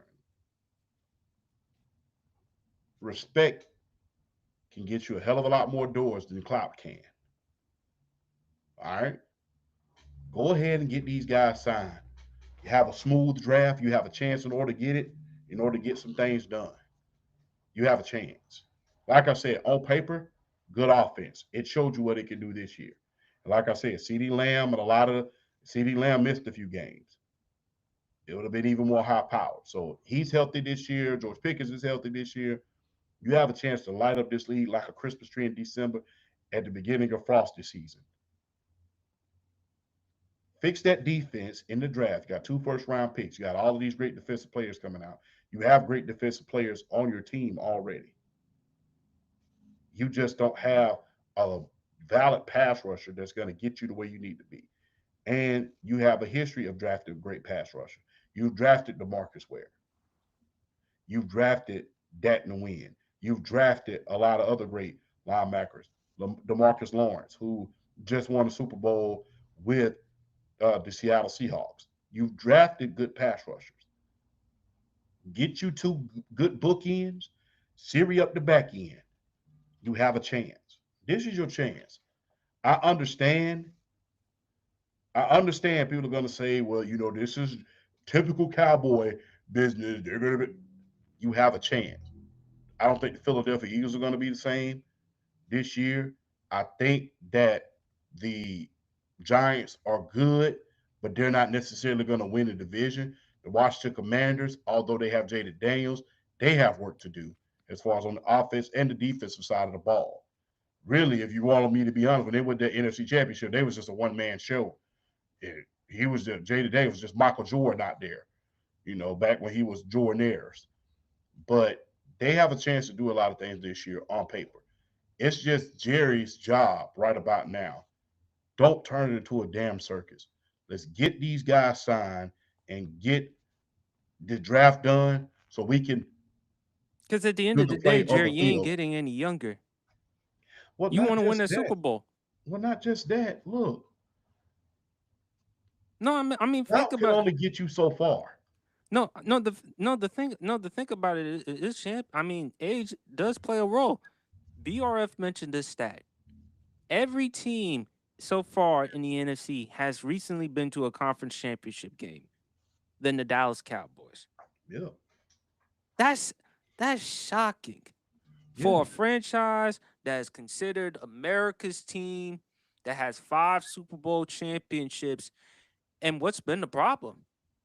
And the issue with them has not been talent. They've had talent all this time. The problem is structure.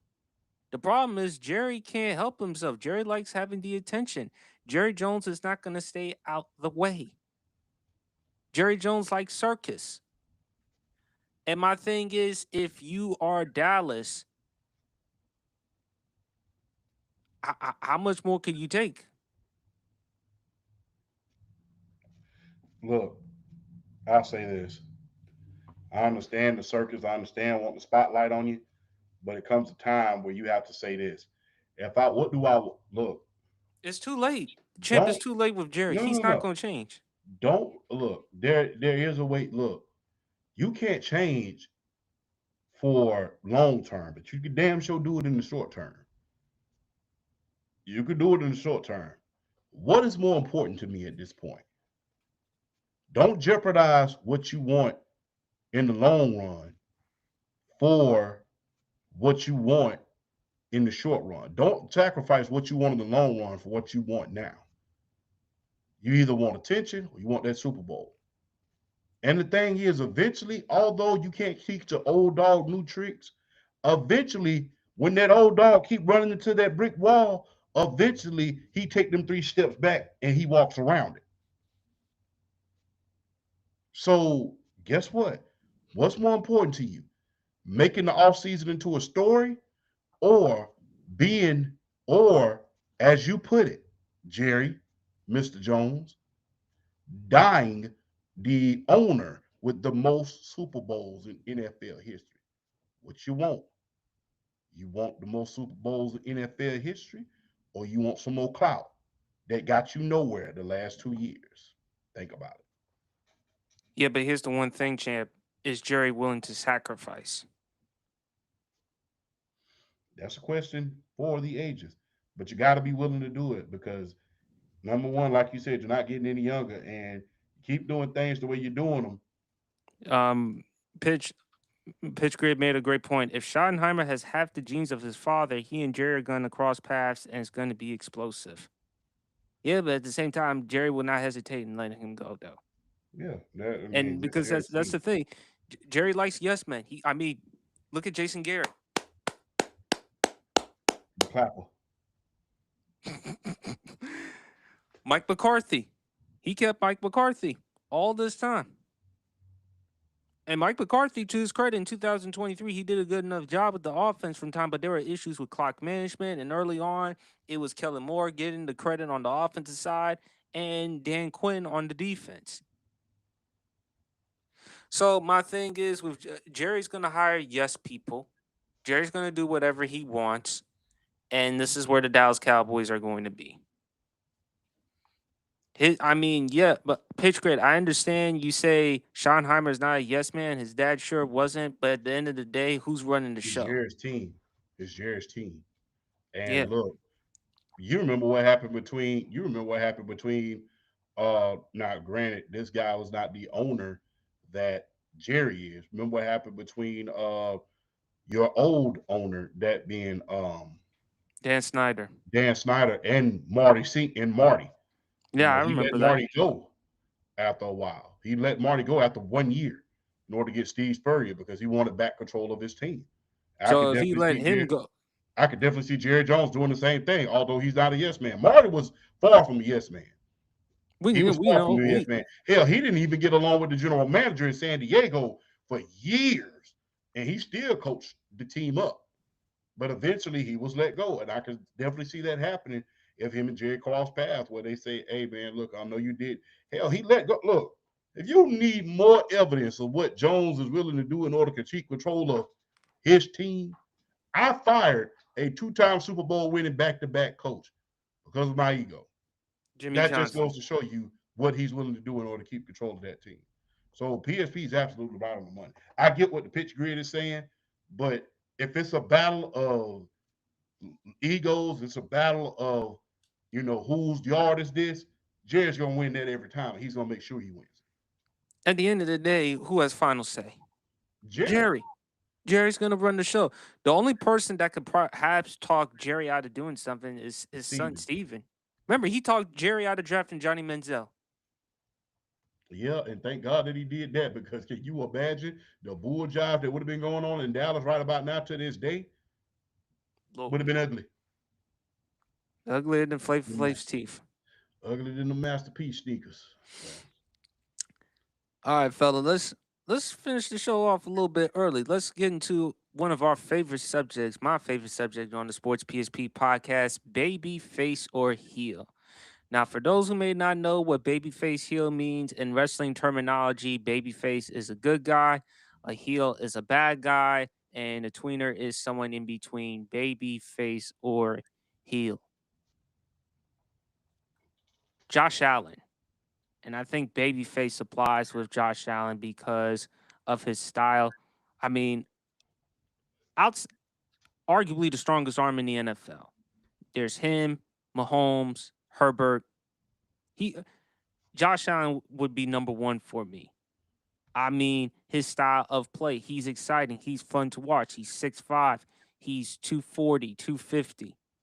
Now, Josh Allen didn't play so well in that playoff game, the last playoff game against the Denver Broncos. He admitted that he let his team down. But outside of that, man, Josh Allen is a babyface, and that beautiful woman that he's married to. yeah, And when you look at Josh Allen's improvement each and every year as a passer, so when I look at his style of play, and plus that 2018 draft class, Baker number one overall, Sam Darnold third overall, now a Super hmm Bowl champion, Lamar two-time league MVP. In my opinion, he's going to the Pro Football Hall of Fame. yes, Josh Allen, a league MVP. I believe he's going to the Pro Football Hall of Fame. The rushing stats, the rushing numbers, what Allen can do not only with his arm, with his legs. Um, Unfortunately, with Josh Allen, there's gonna always be what ifs because you look at the divisional round game against the Kansas City Chiefs in 2021.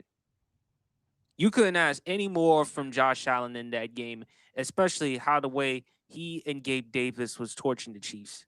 yeah, And in less than 20 seconds in the fourth quarter, Mahomes and company found a way to get into field goal possession, tie the game, overtime. Josh Allen didn't have his chance, like Mahomes didn't have his chance against Brady in the AFC Championship game. I think Josh Allen is still a babyface because, again, I don't think compared to Lamar Jackson, he gets as much criticism. And no, I'm not saying because of the R word. So let's get that straight. Thank you. I just, I just think that because I just think preferential treatment or other things that come along with it, not necessarily the R word. So let's just get that out the record.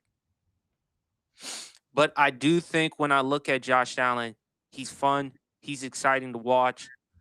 I would love to see the Buffalo Bills win a Super Bowl because they've been cursed. You know, they've went to 4 Super Bowls with Jim Kelly. Unfortunately, they couldn't win one. And when you look at Bills Mafia, that is a hell of a fan base. Yes. You know, what they did for Mark Andrews after Mark Andrews dropped the crucial 2 point conversion pass, what they did for DeMar Hamlin, and what Yes. Josh Allen means to that community. I say Josh Allen is a babyface.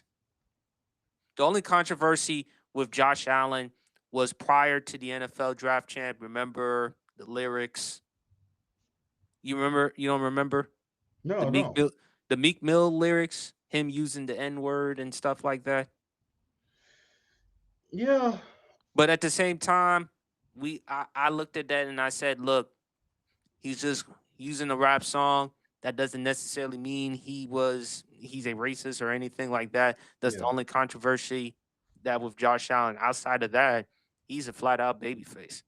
Yeah. I forgot all about that. Thank you for re-educating me about that because I forgot all about that.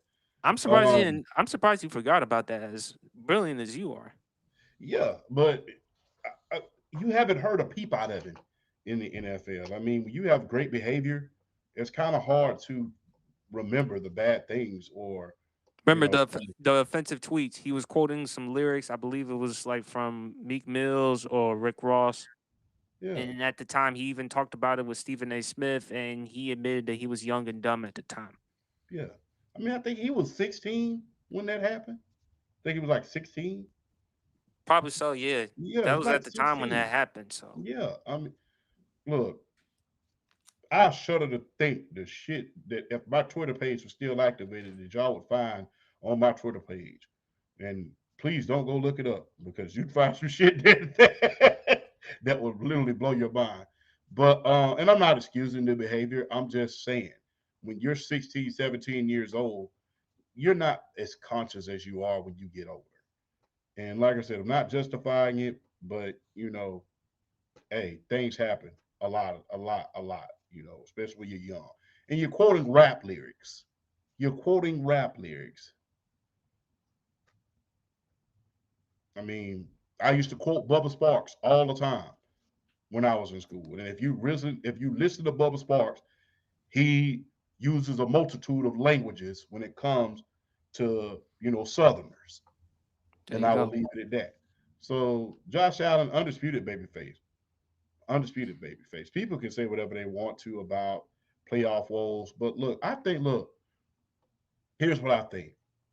I think that Patrick Mahomes and Tom Brady really, Set the really mold. spoiled us when it came to quarterbacks. Because the thing is, you're not going to be that fortunate. You're not going to be that good for a very, very long time. And you're not going to be not able to hit a wall in your career. We're seeing the Kansas City Chiefs hit a wall. We just saw them hit the wall. I'm just being real. The New England Patriots never hit that wall. San Francisco 49ers of the 80s, they never hit that wall. I think that Patrick Mahomes, early in his career, and Tom Brady, they really spoiled us about how a quarterback, and they made us think that it was easy. It's not easy to get to that bowl. And even when you get there, it ain't easy to damn win it. So, hey, And look, losing to Patrick Mahomes, no shame in that. No shame in losing to Patrick Mahomes, especially some of the shootout games that y'all have had. No shame in that. And look, it took Bills Mafia, Buffalo Bills, over 20 years to replace Jim Kelly. Now they found a guy who has surpassed him. Remember, between him and Josh Allen, they had Doug Flutie for a couple of years, Captain Flutie with the Captain Flutie Flakes. Mm. But other than that, hey, but I don't think they hit the wall. I mean, they went to a Super Bowl in 2011. Did they not? They went to NFC champion. They went to AFC championship. When I say hit the wall, I mean, in the great words of Max Kellerman, fall off a cliff. They fell off the damn cliff and fell to the jagged edge rocks below. They did some Mortal Kombat 2 shit. That's what I mean by they fell into the pit. But I think that Tom Brady and Patrick Mahomes really spoiled us as sports fans. We really think that, oh, it's easy. No hell. And even when you get to the Super Bowl, even when you got a big lead, it's hard for you to win the damn game. Don't believe that. Ask the Atlanta Falcons. So, hey, babyface, he hasn't done anything in order to be malicious. He's not a showboat. You know, I like Josh Allen, man. One of the best quarterbacks that I've seen. Very very big, very very strong, very emotionally charged. Can throw a ball to a car wash and not get it wet. So Josh doing damn good, man. Granted, he has a lot of apologists in this league, and we know. I mean, and understandably so. He has a lot of apologists, but hey, when you play for the Buffalo Bills, a team that hasn't had a lot, of course you're going to have your share of apologists in your circle. But, does it excuse it? Does it make it right? No. But we all know sports these days is all about narrative. It's all about narrative, all about narrative. Rex Ryan. Tweener. I say tweener because I think that his messages are valid. We just look at the fact that who is directed towards and want to criticize. I think what he told Sador Sanders was absolutely correct. I really think that, look, take the hood off on this. I'm going to just let the hat show. I really think that it's okay to be cocky. It's okay to be a little bit arrogant. But at the same time, as an arrogant person, if I tell you, look, man, these are the pitfalls of being arrogant, then I think you should listen to that. I think we get so caught up in the R card that we don't understand where the messages are coming from. Because Rex Ryan was absolutely right in telling him, hey, when you win, say we. When you lose, say I. Because he's seen immature quarterbacks before. Not only that, hell, people got on Warren Moon for saying that quarterback is a humble position. Warren Moon's in the damn Hall of Fame. He's in the Hall of Fame. And the thing is, they ignored everything that Warren Moon said about Sador as far as him being great. I think he can succeed. I think he'll be able to take a team to a Super Bowl one day. I think that he'll be able to start in this league, but he has to realize that the quarterback position is a humble position. You have to command respect. You have to show respect. People just bypassed all of that, what Warren Moon said, and just said, why they gotta be humble? Well, you just gonna eclipse every damn thing I just said just because I said quarterback is a humble in position, not realizing me as a quarterback, being the only black quarterback in the Hall of Fame, I was humbled a million times over. I think his language was colorful, not on the level of Jim Cornette's, I will say. but but I think his language was colorful. And you tell me to stop watching Jim Cornette. Look, have you seen the one? For the new Dark Side of the Ring. You mean the one I sent you about the dude having the tattoo on his? Oh my!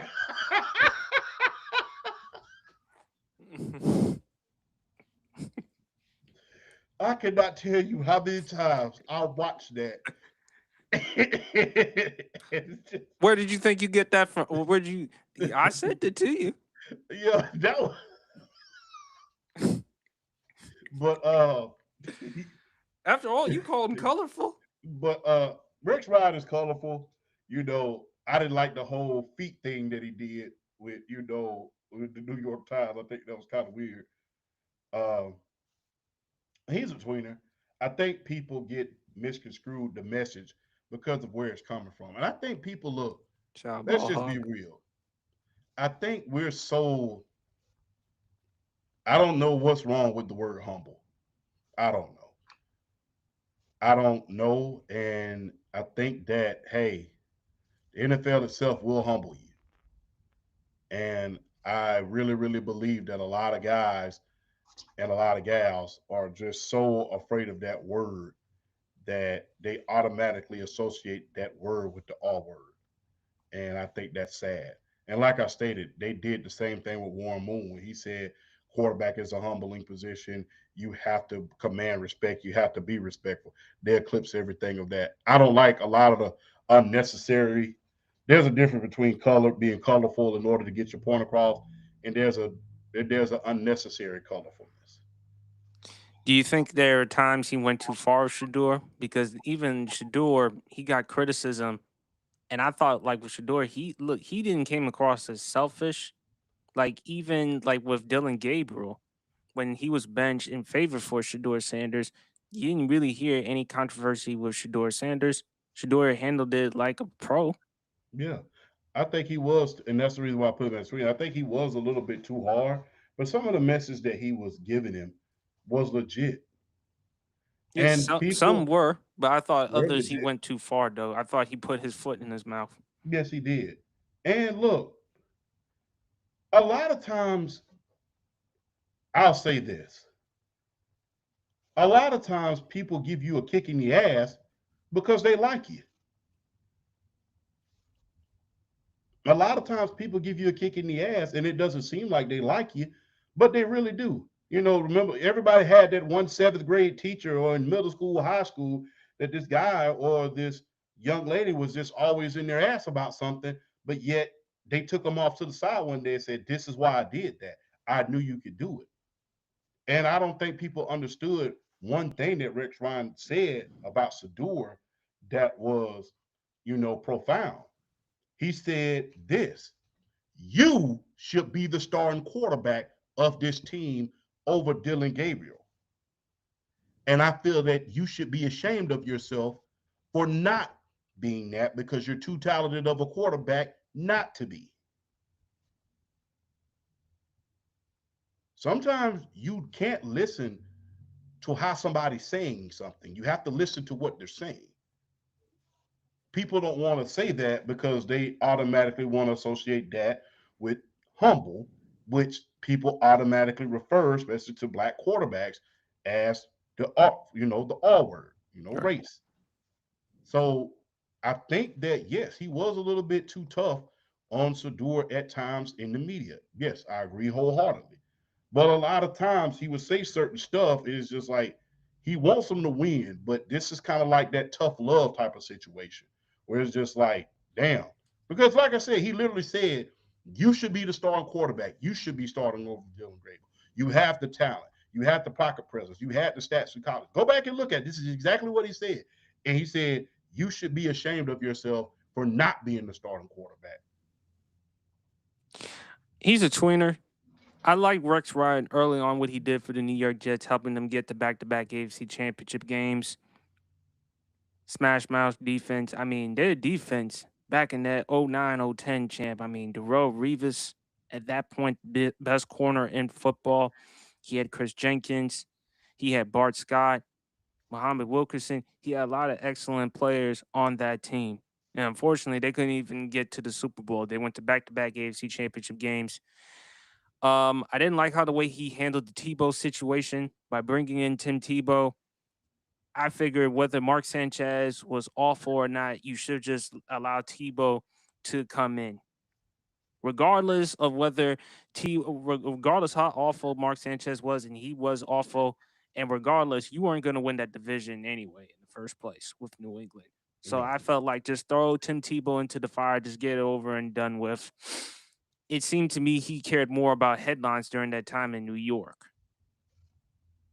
I did like his personality on Hard Knocks, especially when he said, "Let's go out and you have a goddamn snack."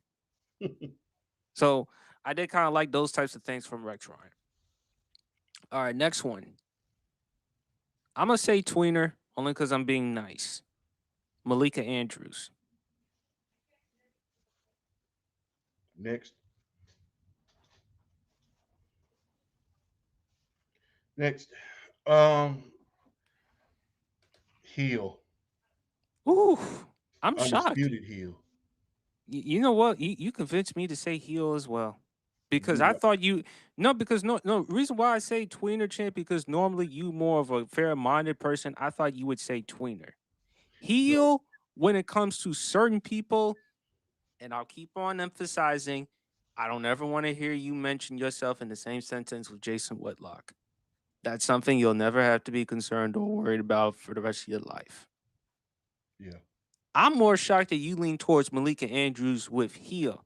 And granted, Malika Andrews, what she said about Brandon Miller when she was yes, drafted, I certainly did not like how the way she handled the Ime Udoka situation.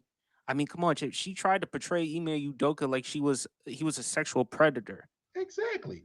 And And that my is thing is, it was consensual. exactly, That means he played a role, she played a role. Now, Ime exactly. Udoka, he deserved to be punished because he violated the protocol. Fine. And how the hell you cheat on me alone? Lord. How the hell do you cheat on me But alone? that true. But the other thing too, she brought up Joe Mazzulla and his off the court issues. What does that have anything to do with the situation with Ime Udoka? Remember the Michigan State player who passed away and Mhm. brought up the allegations that he was accused of? Yeah. And then when the Josh Giddey situation, her nor Stephen A had anything to say, and this was involving a little person. A minor. I trying to be nice, a little person. So yeah, No, I just had to put that in context. So so yeah, because I understand how people could misconstrue that. But yeah, it was involving a young person, and we haven't heard about it since. And their logic is because well, we could get sued. Well, you could have got sued by the other guys too, but that didn't stop you from reporting and doing your damn job. So I think it's healed because the thing is this: you bring up situations and you pick and choose when you bring up a lot of these situations with athletes. But when it's time for you to really do your job and when it comes to other guys, then you don't. And especially with the Ime Doku situation, he didn't go out there and he wasn't a P3DO. He didn't go out there and he didn't do the R word to someone. This was a consensual relationship that it just so happened to get caught by it. You just got caught. It was inappropriate, it was consensual. So be it. Things happen every single day. Like I said, I don't understand how you cheat on me alone, but that's a whole nother story for another day. But you know, I just like I said, I don't like the way she covers sports at a certain point. I mean, you bring up it's okay to bring up and do your job. I understand that you are a journalist, but to bring up certain things at the wrong time is a time and place. Everybody's going to bring up character issues. But if you're going to bring up character issues, make sure that you are consistent with bringing up these character issues across the board. I don't mind you bringing up character issues as long as you are consistent. There's this big narrative, especially with her and Stephen A. Smith and a lot of the reporters at ESPN, unfortunately, former too. and former. Let's not forget Sage Steele. Yes, yeah, that person. But there's been a history of them always, okay, we're going to bring this up when certain guys get in trouble. We're going to bring this up in the most inopportunistic time. But when other guys get in trouble and it's time for you to bring that up, then all of a sudden here come the excuses. If you're going to bring something up, be fair across the board. I don't mind you doing your job. I don't mind you doing certain things, but be consistent in your job. I'm not going to sit around here and guess what? I'm not going to sit around here and feed myself lobster every day, but when company come over here, all of a sudden I want to bring out the deli sandwiches. No, you got to be equal across the board. That was wrong for them to bring up that doing the most proud day he arguably is ever going to have. Everybody know he has character. He had character issues, but like I stated, when Josh Giddey got in trouble with the little person, then guess what? They want to argue. Well, we could have got sued. But Okay, which, by the way, that's bull crap on their part. I mean, you spent more time, you spent a hell of a lot more time covering other issues, but that particular one, yeah, and it was a big one, especially considering the climate that the world is in right about now. Considering the climate, I mean, and even back then there were swirlings about certain things that the FBI and certain files that the FBI and the CIA has out even back then. So plus champ, you mentioned her and Stephen A. Smith. Do you remember the one time when she was on First Take and interrupted Stephen A. Smith? In which Stephen A. Smith has said, "Excuse me, you're on my show. It ain't happening." again, It kind of like it was like it was like Stephen A. Smith. First of all, he's in his 50s. Malika Andrews is around my age. It was kind of like the other way around. It was kind of like Malika Andrews was like Stephen A. Smith's mother in that situation. yeah, like I said, I don't like the way her I don't like the way she in particular covers. When you look at a lot of the uh, a lot of the other women reporters, Ellie Duncan. When you look at um, Adriana, when you look at a lot of, especially the big three that covered basketball, that covered the WNBA, those are the reporters that you look up to and say, hey, they are fair, they're impartial, and they do things and they do great things across the board. I don't really look at Malika Andrews and say, hey, she is fair across the board because you pick and choose what you want to cover when you want to cover it. Like I said, I don't mind you holding players accountable. I don't mind you doing that. That's fine. Hold everybody accountable. Hold them accountable across the board. That's all I ask. It has nothing to do with the R card. It has to do with customs, courtesies, and professional journalism. I'm not going to write about one guy, but then, I mean, during the biggest day of his life, and then when something comes out of the blue about another guy with of what could potentially be a teenager, then all of a sudden I'm going to sit around here and just, well, I could get sued. Well, you didn't have that same energy with the other guy because, to my knowledge, Miller's not in jail right about now, is he not? He's still playing. Exactly. He never got convicted or anything like that. Did he ever get an apology? No, he did not. So guess what? Bringing up things at the wrong time, not keeping the same energy with everybody across the board, and then not being the bigger person and saying, hey, I apologize about that. I shouldn't have brought that up. That is what I call moral journalism. And in my humble opinion, she has none. Well said, big fella. Well said. I was kind of surprised that you went with a heel. I thought you were gonna go tweener, but I changed my position. I went from tweener to heel because I, You thought I was bec- going to give her the pretty pass, didn't you? you did that with Molly Karam. What makes you think you any different with Malika Andrews? I mean, well, Molly's prettier, so. but And I don't like Molly. And I I know you told you don't before. like Molly, but you know. No, I just don't like how the way she was as the moderator on First Take. I thought there were times she was very loud, annoying, and interruptive. And when I look at Malika Andrews, I question her reporting. I question, are you going to be fair? Are you going to be consistent? And it seems like she has a certain agenda when it comes to certain athletes, champ.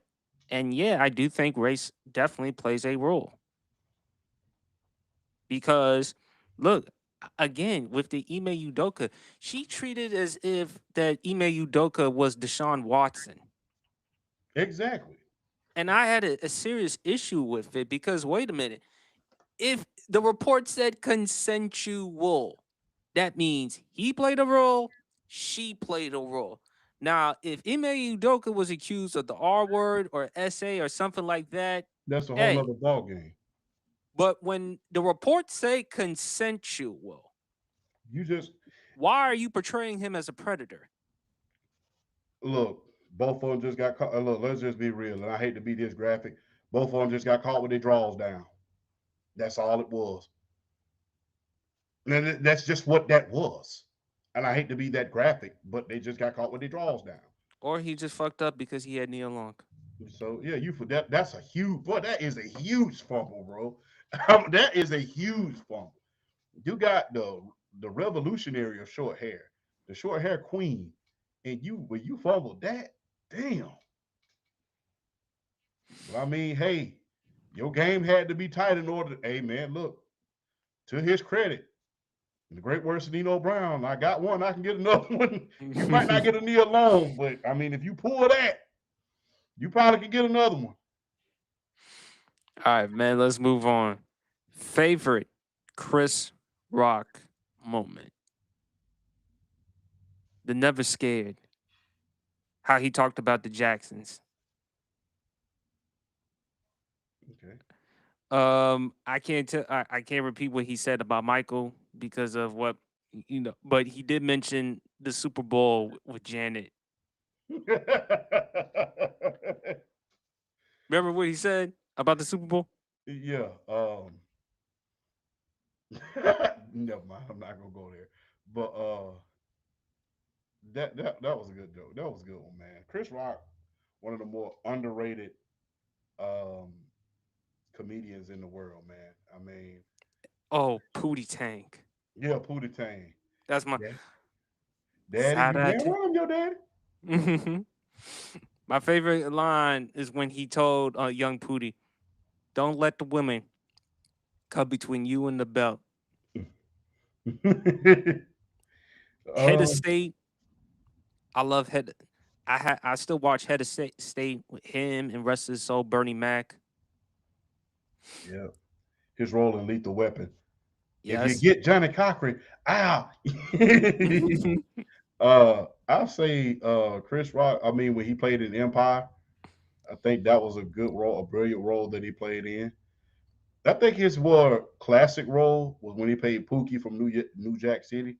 Yeah. You know, trying to turn his life around. Unfortunately, he relapsed, and it cost him his life at the end of the day. Um,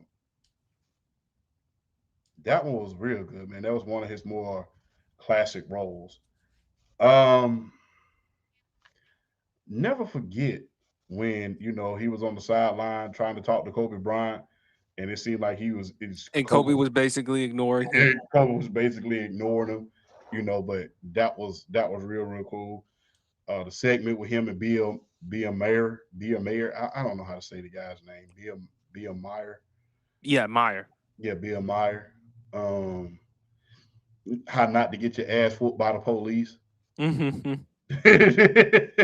But that was one of the more classic. Everybody knows if the police come, they bringing an ass whooping with them. So that one was good. Um, One thing I would forever admire, people will probably get on to me for this. I would never, I will always admire Chris Rock for how he handled himself during the Will Smith situation. I will forever admire him for that. I will forever because it takes it took God and a lot of willpower to probably not just put yourself in not a bad situation. And not only that, realize that it was just somebody acting out of anger, not press charges, not make a big deal about it, and kind of respond on your time as far as on the situation. You responded, then you moved on, and you lived and you let live. So it took a lot of strength for somebody to walk up there and hit you with, for Mike Larry to come on stage and pimp slap you right in front of the entire world. But it takes a look. It takes the bigger person to say, hey, I realize if we get to fighting on this stage, what's gonna happen with us being two African American men. I realize what's gonna happen. Let me not go there. Made a big ass joke about it, and he made a big old joke about it. And while he was on stage, it said, that's one of the most exciting things that ever happened in television. And then he moved on. But I'll forever admire him about for that, man, because that took a lot of strength that I know I don't have. I'm just gonna be very, very honest. Strength that I know I don't have. And unfortunately, had that been me, win, lose, or draw, we got the hook about this. You just ain't gonna embarrass me. In the great words of Damon Wayans, when he fought in the great white hype, you trying to embarrass me on TV? So, but I mean, or in the great words of Shannon Sharp, it's on site. All of his stand-ups are very, very good, man. All of his stand-ups are very, very good. And like I said, one of the most underrated guys as far as comedian is concerned. I never forget when he hosted the VMAs. I never forget when he hosted the VMAs. That was classic. He Which talked one? about the MTV Music Awards. No, no, which year? Because he hosted multiple VMAs. I think it was 1999. I think it was that one when he got on stage and said when a certain artist had this album called Forever. Oh, Yeah. So he had this album called I thought Forever. you were talking about '03 when he mentioned a certain artist. The Olsen twins over there, this certain artist way Yeah. over there. Yeah. So, but the first guy, one of the former hip hop moguls he was talking about, he got an album named Forever. He got an album named Forever. So if it don't sell, what you gonna say? How about just 2 more minutes? So that one was good as well. So Chris Rock, everybody hates Chris. That was a hell of a show that he had to narrate his life. And look, let's not forget Little Penny. Yes. Little Penny, man, a cult classic. Tyra, you left my toothbrush at my house. So yeah, so Little Penny. Let's You not know, forget the HBO, the Chris Rock show. yeah, HBO was great to comedians. I've said this before and I'll say it again. HBO was to comedians what podcasting is to us sports guys. It gave us a whole new avenue because you think about guys who went to HBO and got their own specials. Um, Chris Rock, Eddie Murphy, Gilbert Godfrey, just to name a few. HBO opened up a lane for comedians, not just for Def Comedy Jam, but a lot of other avenues as far as having their own special was concerned because it was raw and uncut. So Chris Rock, man, did a lot of great things. Oh yeah, let's not forget that song that he made, "I Love Champagne." No sex in the champagne room. No Sex in the Champagne Room. I remember he made that "I Love Champagne" where he Yes. was rapping on Rock Box, the Run Hmm. DMC.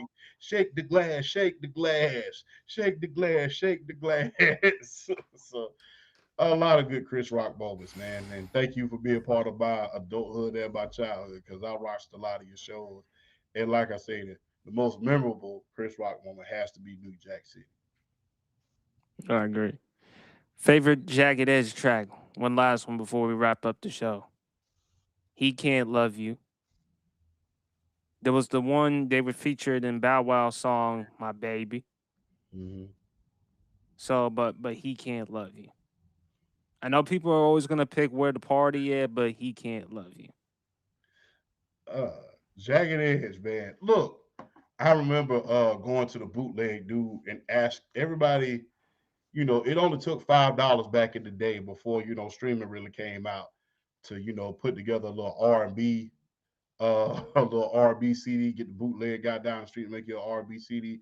And Jagged Edge was a big part of that. I remember back in high school, you want to say sorry to your girl, something like that. Go to the bootleg dude and get one of them "I'm Sorry" albums put together. You can't lose. You can't lose. Walked Out of Heaven. Walked Out of Heaven was real good. Promise Yes. was real good. Um, Put a little bit of in it. Mm-hmm. That was good. What Goodbye. about Nivea? Don't mess with my. I know it wasn't their song. Don't mess Yeah, with my man. yeah. I like that one too. Goodbye. Mm-hmm. A funny thing about that video, I didn't find out this until later. I thought that that video was made during the Afghan wars, but it wasn't. It was made before 9/11. So it was made before 9/11. It just so happened that it came out before it came out after that. He can't love you. Oh, can't forget about the big one.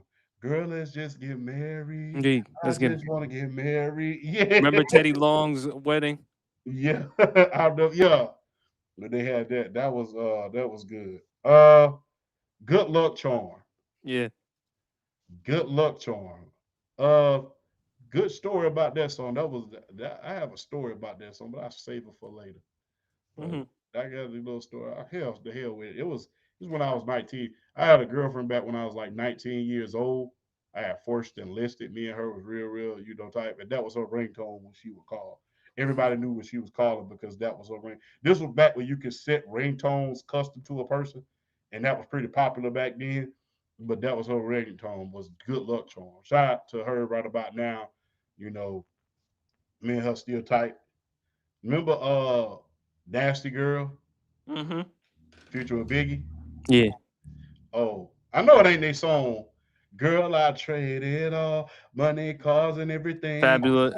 Even give up the street.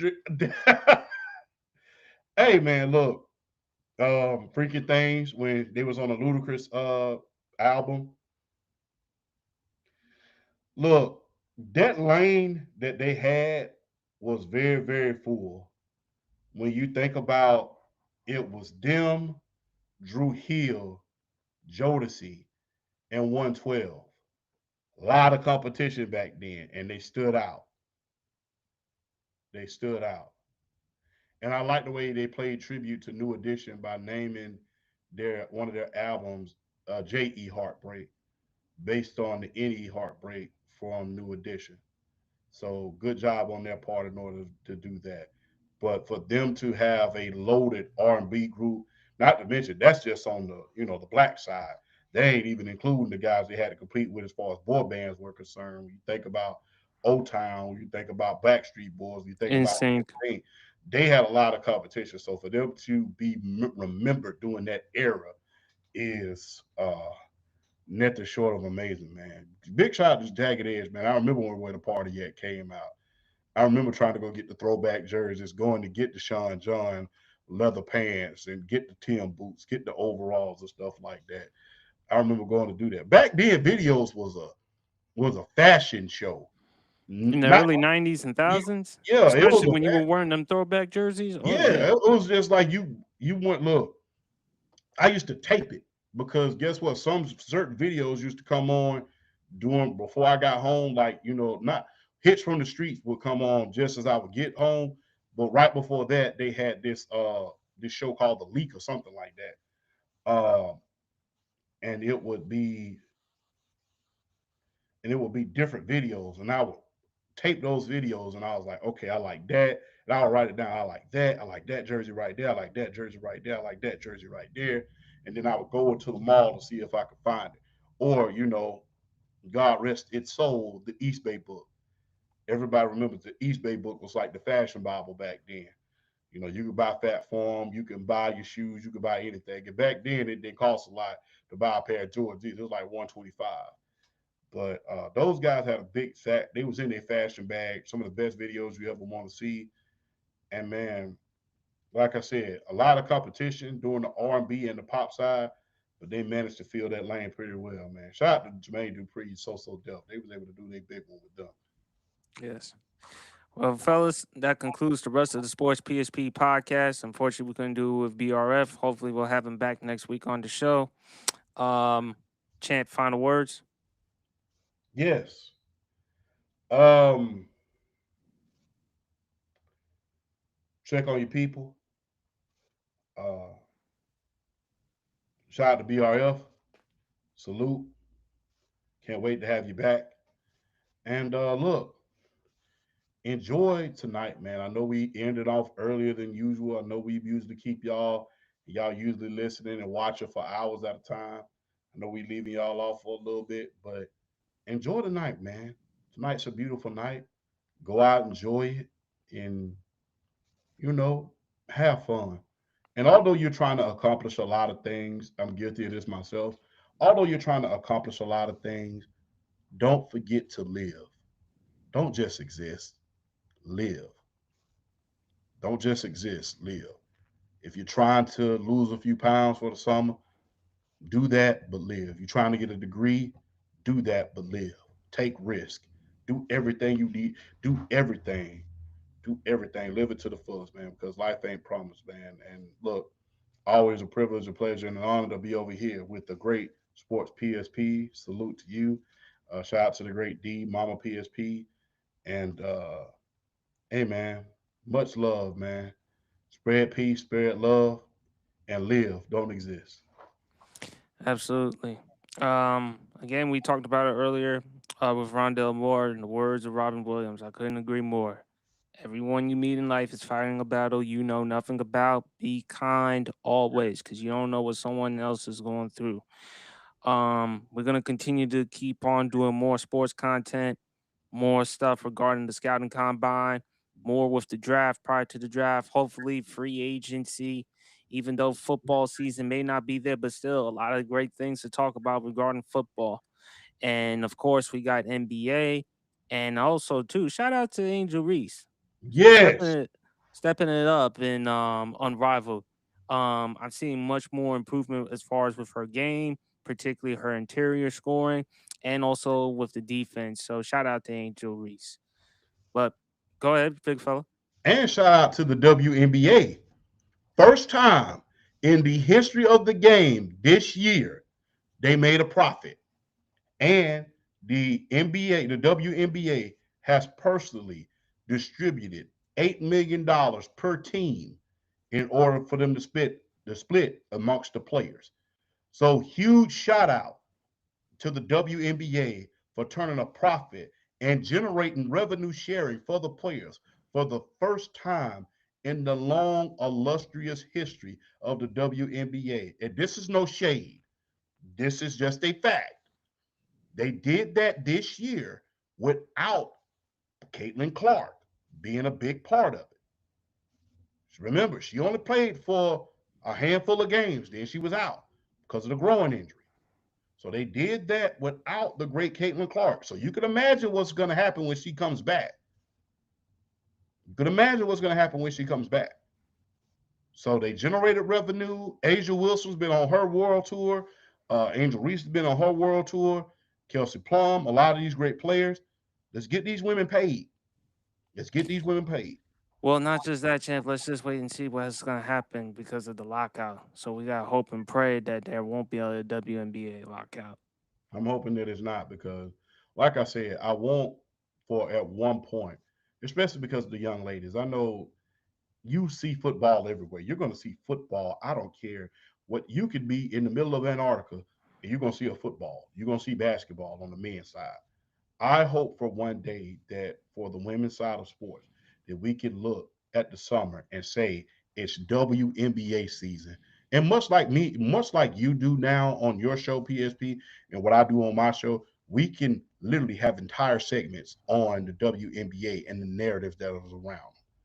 We've literally, you saw me and yourself, we have personally written shows revolving I know, WNBA I narratives. know that, but here's unfortunately the problem. You know, the major sports networks aren't going to pay attention to it. But just because they ain't going to pay attention to it, that doesn't mean we can't. Hey, like EPMD said, let's stick to underground, keep the crossover. So that's how come they pay. There's a reason why you have 150 followers, 50,000 squad followers. There's a reason why you have over 150,000 followers. You have over 7 million views. So yeah, that's how come the talking heads on television they are relatively behind in a lot of things because they're not covering a lot of unrivaled. They're not covering the WNBA the way they're supposed to without the controversy. That is why, hell, you taught me how to write those shows based around the WNBA. Remember the MVP race with Nafisa Corey and Asia Wilson? You had Nafisa Correa, I had Asia Wilson. We was writing those shows and really going into them in depth.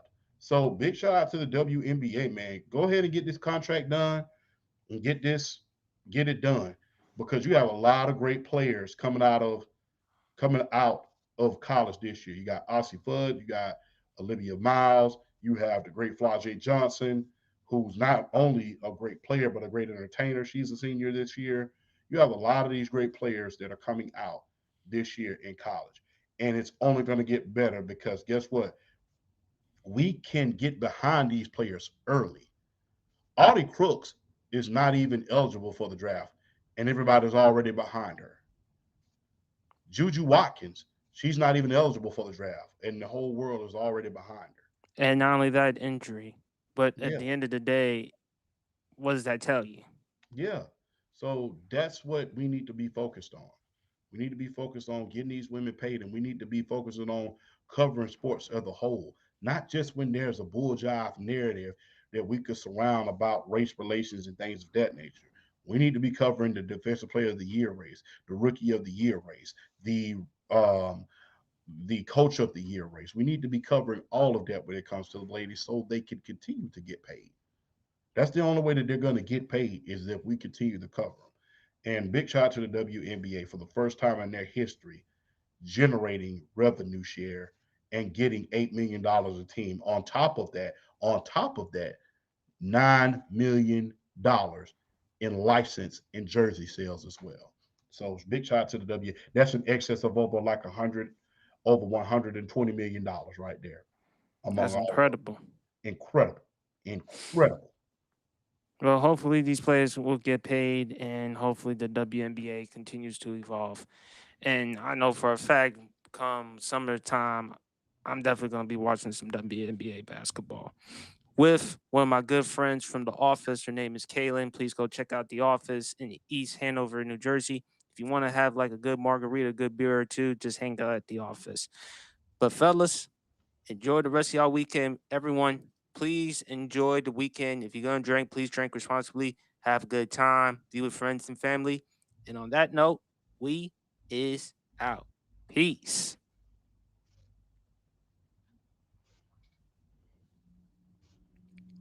That was good, man. That was good. Yes, indeed. All right. That